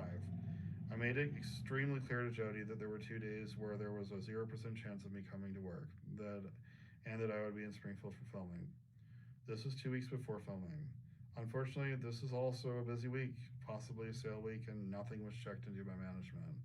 A week before filming, I checked again, and there was no way to get my shift switched with mine. Get any shift switched with mine. Adam was starting his new massage business where I could do massage full time. The time was coming to switch to that anyway. Walmart could no longer accommodate my schedule, and my different schedules could not merge any further. I wrote a note explaining the 2 days that I would not be able to work, saying, I have already been speaking with management about this, and we have already tried, but we are unable to get these shifts switched with anyone. Therefore, Saturday, August 21st has to be my final day. Best wishes, David Marr. I regretted a little not thanking them for hiring me, but I did not think of it on time. I needed them to know why it needed to be then. People were decent to me about it. A couple people even looked extremely sad and disappointed that I was leaving. I basically left out the back door, metaphorically, before most people even knew I was leaving. I would later bump into people that had no idea why I left. I guess I should have told more people. Walmart gave me tons of hours in my open availability. I worked around 10 months in maintenance, 3 months in IMS, and 1 year and 2 months as a card associate for an estimated 2 years and 2 months. In that time, I also finished my bachelor's in psychology online, but now my world opened up to the world of acting. 2 pictures, headshot, and my look for Shadowbound. Those are the photos. And acting. In most ways, I felt Shadowbound was sort of like an awakening into acting. I did get to be Ghost in the short film Haunted with the short film festival Sado, and even got an IMDb credit, but Shadowbound in most ways felt like the first thing. There was also so much to learn, so much every day on set. I took it all in and was so happy for all that I could learn and absorb. One day we got an email the day of that told us important information. I did not have a lot of time since I needed a shower, get ready to pack, leave, and then, drive 2 hours and 2.5 hours to our destination. But both Adam and I believed the email was switching the time to 2:30 instead of 2. I believed I was showing up 15 minutes early, but actually showed up 15 minutes late. I did not realize it until later on, and I felt terrible about it. Even though they weren't ready to shoot for another 45 minutes, it still looked bad, and I tore myself apart over it. I beat myself up over it for 3 days straight and spoke to my counselor about it.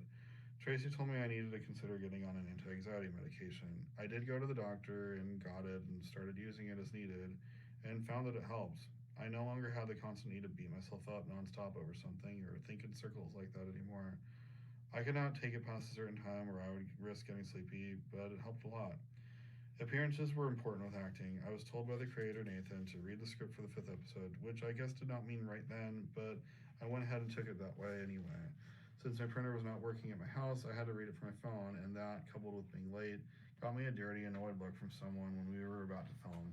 I was doing what Nathan asked me to do, but it made no difference. I looked like I was playing with my phone, and that was bad. From then on, I made a point of having 2 scripts for every shoot, since there was always someone who did not have one, and it needed to be printed and in binders.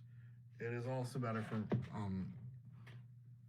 2 or more people to see it at the same time if necessary.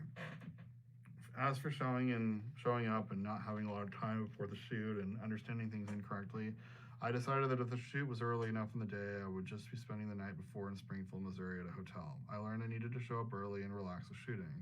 It is not uncommon for me to be an hour or more early. I like the time to study the script and talk to people who are hanging around. It made going to filming nice that way. I was asked to be a hollow one for the final day of shooting, which required us to wear these tight white tights. We had makeup that covered our front, but was not necessary for the back this time. I was afraid of putting on more clothes and messing up the makeup, so I didn't. This is stupid because it was freezing cold, but I expected us to be filmed quickly, but we weren't. At one point, I left the group of people and I hear a girl say, "Yeah, it's weird," and I knew she was talking about me. Nathan kind of hinted to me to put clothes on as well, and I started to put some hints together. I did not mean to make anyone uncomfortable, just wanted to be ready for shooting and not mess up my makeup. My bad. There are people who can draw and I can't, so I need acting to be my art. I learned a lot through Shadowbound. I learned that as a naturally intense person, I gravitated towards intense roles. Not only that, but people would start wanting me for that with different kinds of projects. I also would go out of my way to pursue those kinds of roles, and sometimes with great success. Too, I never took a rejection personally. I either fit it into a film project or I don't. But with Shadowbound came better success to follow and some demo reel footage that would show that I could bring what I could bring to an intense role. I found that there were even people who, upon seeing the demo reel, would immediately want to work with me and offer me a role. It made the difference between having nothing and having a role sometimes. I also learned some tricks about learning my lines, both from experience and from an acting class I took with George Cron in Springfield, Missouri. Not only was it helpful to read a script with pink highlighting, but it also helped to say my lines through a tape recorder of some sort. I use an iPhone app and record things in different ways and play them with headphones while I was walking around the house doing chores. I would sometimes perform them, say them along with it, or just listen, but it always helped. I found the recording audio worked far better than I thought it would and seemed like a neat trick to learn lines fast. It got to where I could remember lines automatically, although initially it is always a struggle to learn and I need to have patience. I auditioned for Pennyman, which was a story about a schizophrenic time traveler. I wanted to audition for Victor, but they said it was taken, so instead I auditioned as a voice in a character's head titled Male. I immediately loved all his lines and looked forward to the voice acting. We had certain issues with the production delays, and at some point when we were going to start filming, the actor for Victor dropped out, and I was asked to be Victor instead. It turned out I got to be him anyway, and it was a bigger and better role. Victor had weird OCD tics and rocked back and forth and was rapidly analytical about everything. It seemed like a fun twist of fate that I was asked to play this part instead, as this man had a degree of autism while I had a higher functioning kind, which, as far as I knew, nobody even knew. I'd had a lot of these traits in the past, even currently, and all I had to do was exaggerate them. I felt that I knew how and was told I did it well. I have been in a number of things, some smaller and some larger. Moving to Arkansas without him, there were certain things I needed to let go of, but one thing I always was looking forward to was acting, which has always been fun and nice. I always had the patience to go through takes tons of times in different ways, just like I do when I am practicing lines on my own. It helps to understand everything possible in the script in advance, and I go through it tons of times in my head in different ways, although this is not always possible. Sometimes with filming, there is a lot that is made up on the spot, and we just have to go along with it the best we can. It was nice that I could have a hobby to look forward to, and it felt good. I was never interested in plays. I was only interested in film and enjoyed the concept of doing things over and over again in different ways. I built a stronger sense of what the acting bug was. With Shadowbound, I had such an amazing experience with episodes 4 and 5, I could not get enough of it. Although the other acting experiences were incredibly different and did not have tons of makeup and horror props and masks, I still enjoyed it every time.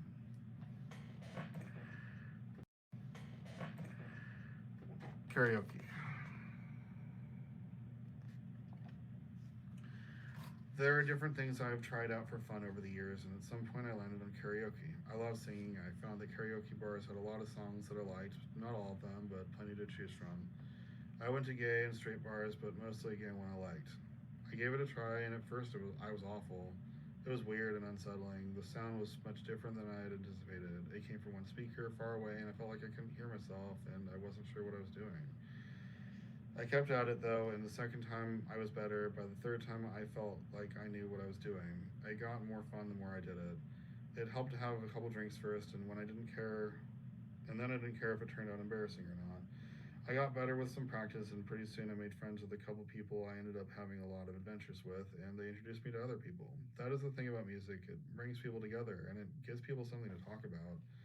One day I picked up the song of an Angel by Hinder. I missed that song. I noticed when I thought to myself, this is easy, when I picked a song, it seemed to always turn out better. I picked the song and turned in my slip of paper, and it was my turn to sing on a packed night. I sang it. I loved it.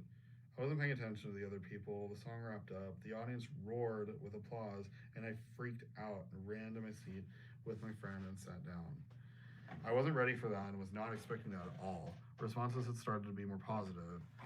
After my improvement with the public response, I sang Disease by Matchbox 20 and had a similar loud response. I had begun to get used to it.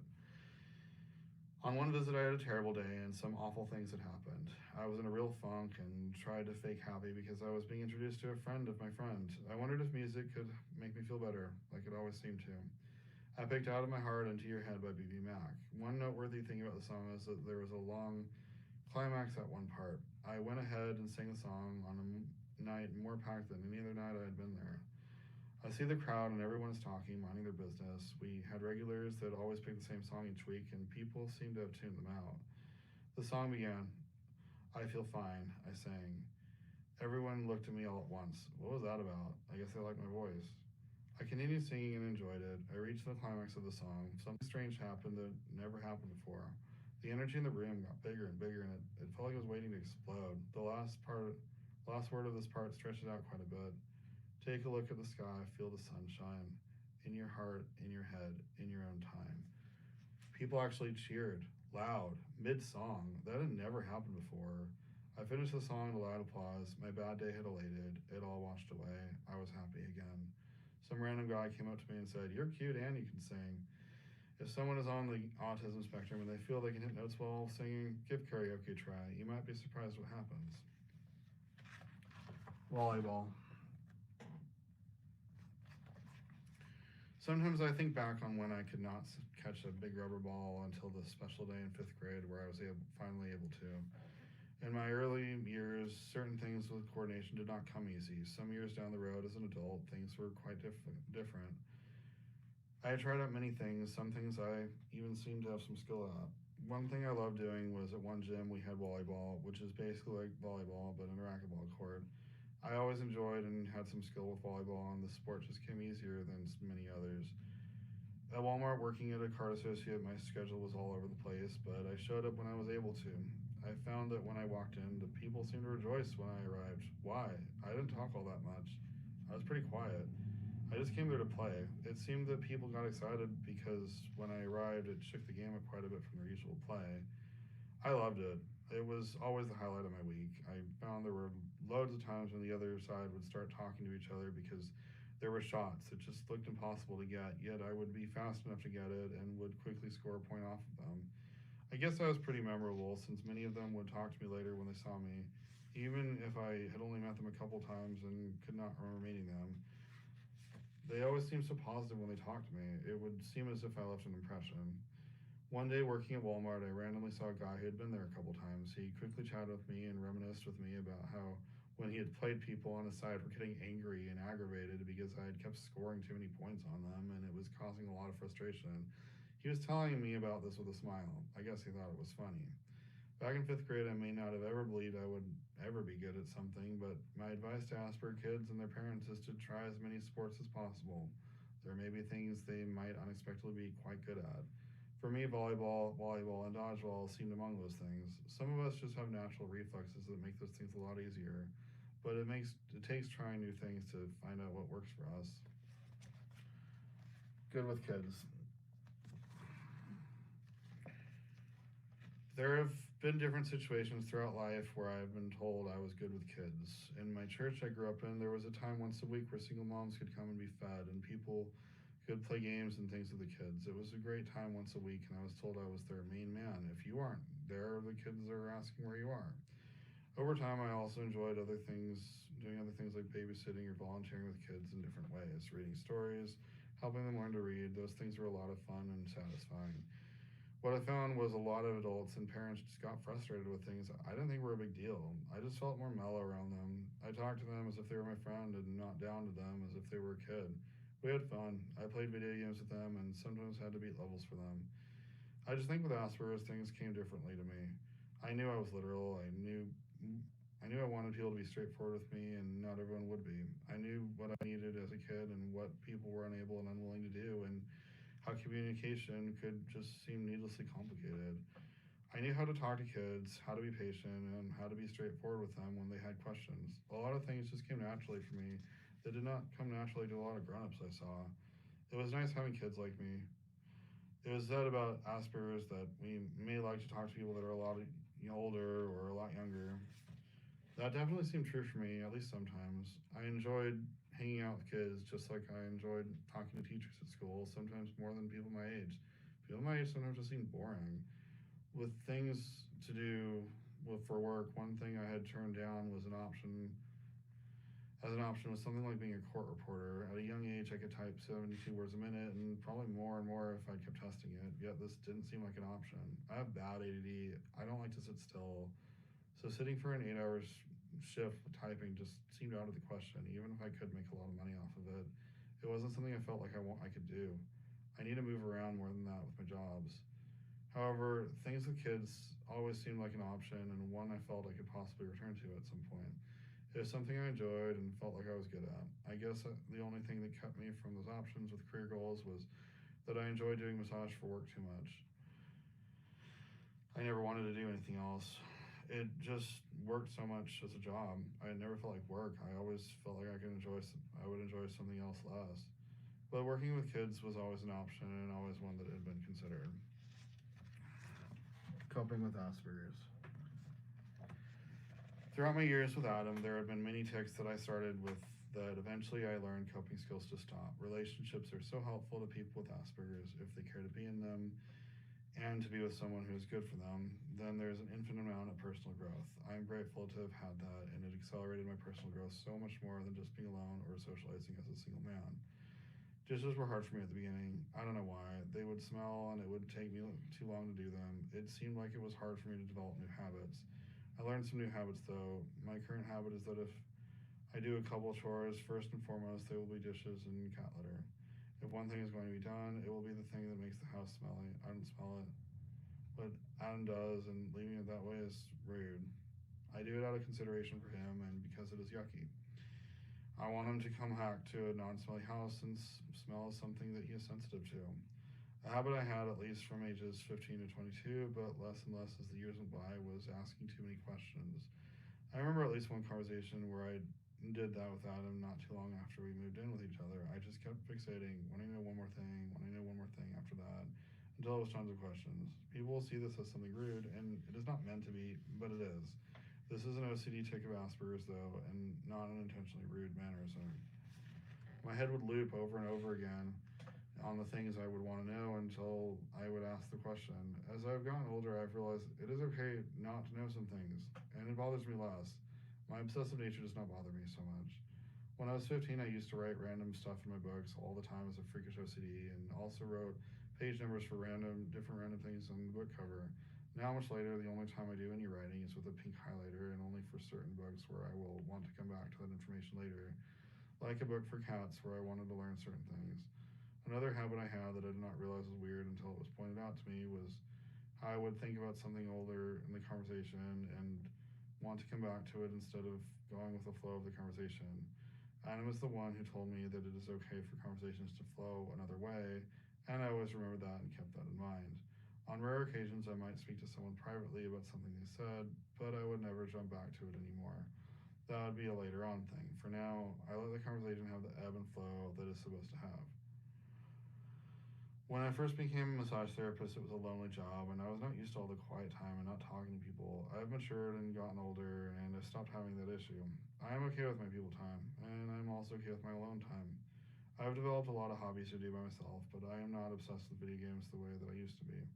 There are a lot of things I like to do now. Photography, videography, reading, writing, watching independent films, documentaries, canoeing, hiking. There are a lot of things I like to do. So much so that I can't even do them all and have to make myself do something later. I'm glad I am no longer obsessed with video games like I used to be. I am glad I have gone to see other things in life. I love singing to music, hearing the notes, singing to the melody. It just feels so nice to me. I love being able to fluctuate the notes, the music, and see if I could do it just right. I have stopped being uncomfortable with people and stopped feeling social anxiety, which I used to have terribly, especially around age 15 when all my symptoms seemed to be at their worst. Now I'm not fazed by talking to people, not even by public speaking. Some things we just snap out of as we get older or as we get enough experience to realize these fears just don't matter and they get dropped. It has been nice to see what my life has brought me. All things that would have been nice as a kid, but we're just not there yet. And they were not meant to be. We know better and we do better, and every single day, especially with Asperger's, we are a different person every day with so many lessons and social lessons to learn. Just not in the same way as neurotypical or non-Aspies would learn. Common sense to them is different than common sense to us, and we need to learn in our own way. It is not a bad thing, it just is what it is, and we learn at our own pace. Having behavioral counseling and martial arts would have been nice growing up, but ultimately something that would not happen. I got by the best I could without it. Now, as an adult, if I need help, I will pursue it and get a counseling appointment. Sort some things out, learn some better solutions for things. If I get angry, depressed, or want to communicate in my relationship better, those are all things that get addressed, and I am better for it. Some counselors give amazing feedback. What I have found is one may seem initially expensive, but we will actually save money if their advice is good because we will not need to come in so much, and it will be good for us if we take their advice as often as possible. I'm just glad that things have worked out as well as they have for me, and things continue to improve. Surprise. Adam and I had a trip to Vegas planned for the two of us. I was looking forward to going, and I always have a good time there and enjoy the spas and things. When asked what I wanted for my birthday this year, I applied, how about a nice spa day? Adam gave me the works. We went to an MGM Grand Spa, where I got my nails done, a facial, a massage with knots worked out, and another more relaxing one with a mummy wrap and clay. It was all fancy and good, and people were nice. And they were also helpful with knowing what was next on my schedule. Before the trip, Adam had asked me if I wanted to get married since it had become legal in the United States and things had changed. I said that I would. We had always wanted to, but we're not able to until then, at least with nothing that would carry over into the state of Arkansas. We'd filled out documents when we got there to make it official, but I was not sure when the wedding would be happening, only that it would happen at some point on the trip. I was supposed to meet Adam at a certain time, and there was only one clock I could find. I daydreamed a little and went back to the clock and realized I was going to be running late. After 30 minutes, I just jumped by with a little bit of daydreaming. I raced to get my clothes on as fast as I could, and I exited. Adam saw me as we walked over a little ways to meet a man who seemed nice and spoke with me about my 30th birthday, and told me how each decade things just got better and better for him. I felt confused right then. I had the idea that perhaps he had signed me up for an acting class and I did not know what was going on, but this man seemed so nice and seemed spiritual somehow, if that makes sense. I walked over to these tables and found that a bunch of people I knew from Arkansas were seated. Our whole Arkansas family was there, and also my sister Erin from Oregon. I was so confused. I had no idea how they could have gotten there or how it could have been kept a secret from me, but it was. Suddenly we were getting married. I gave my phone to James so that it could be filmed. We held hands and looked into each other's eyes as we repeated what we were asked to repeat. I said my parts with decent volume and with pride. Then I got to give him a nice, lovely kiss. I was so happy. Adam had a group dinner planned for us at Emerald's, and we had the best several-course meal imaginable, which ended with desserts and cakes. We cannot eat too much of the dessert, so we had enough anyway, and then we were racing over to watch the Cirque du Soleil show Ka, which everyone had tickets for, which Adam had planned as well. Adam got to show people how to have a good time. It felt so nice and fancy to walk such a small distance and also see a show. The trip planned for the two of us became a group trip. It was so exciting and happy, I had trouble sleeping that night. I regretted not buying some sleep aid stuff earlier in the trip a little bit, but it had not seemed necessary then. I slept around it the best I could and had a wonderful rest of the trip. I came back with Adam, who is now my husband. The end.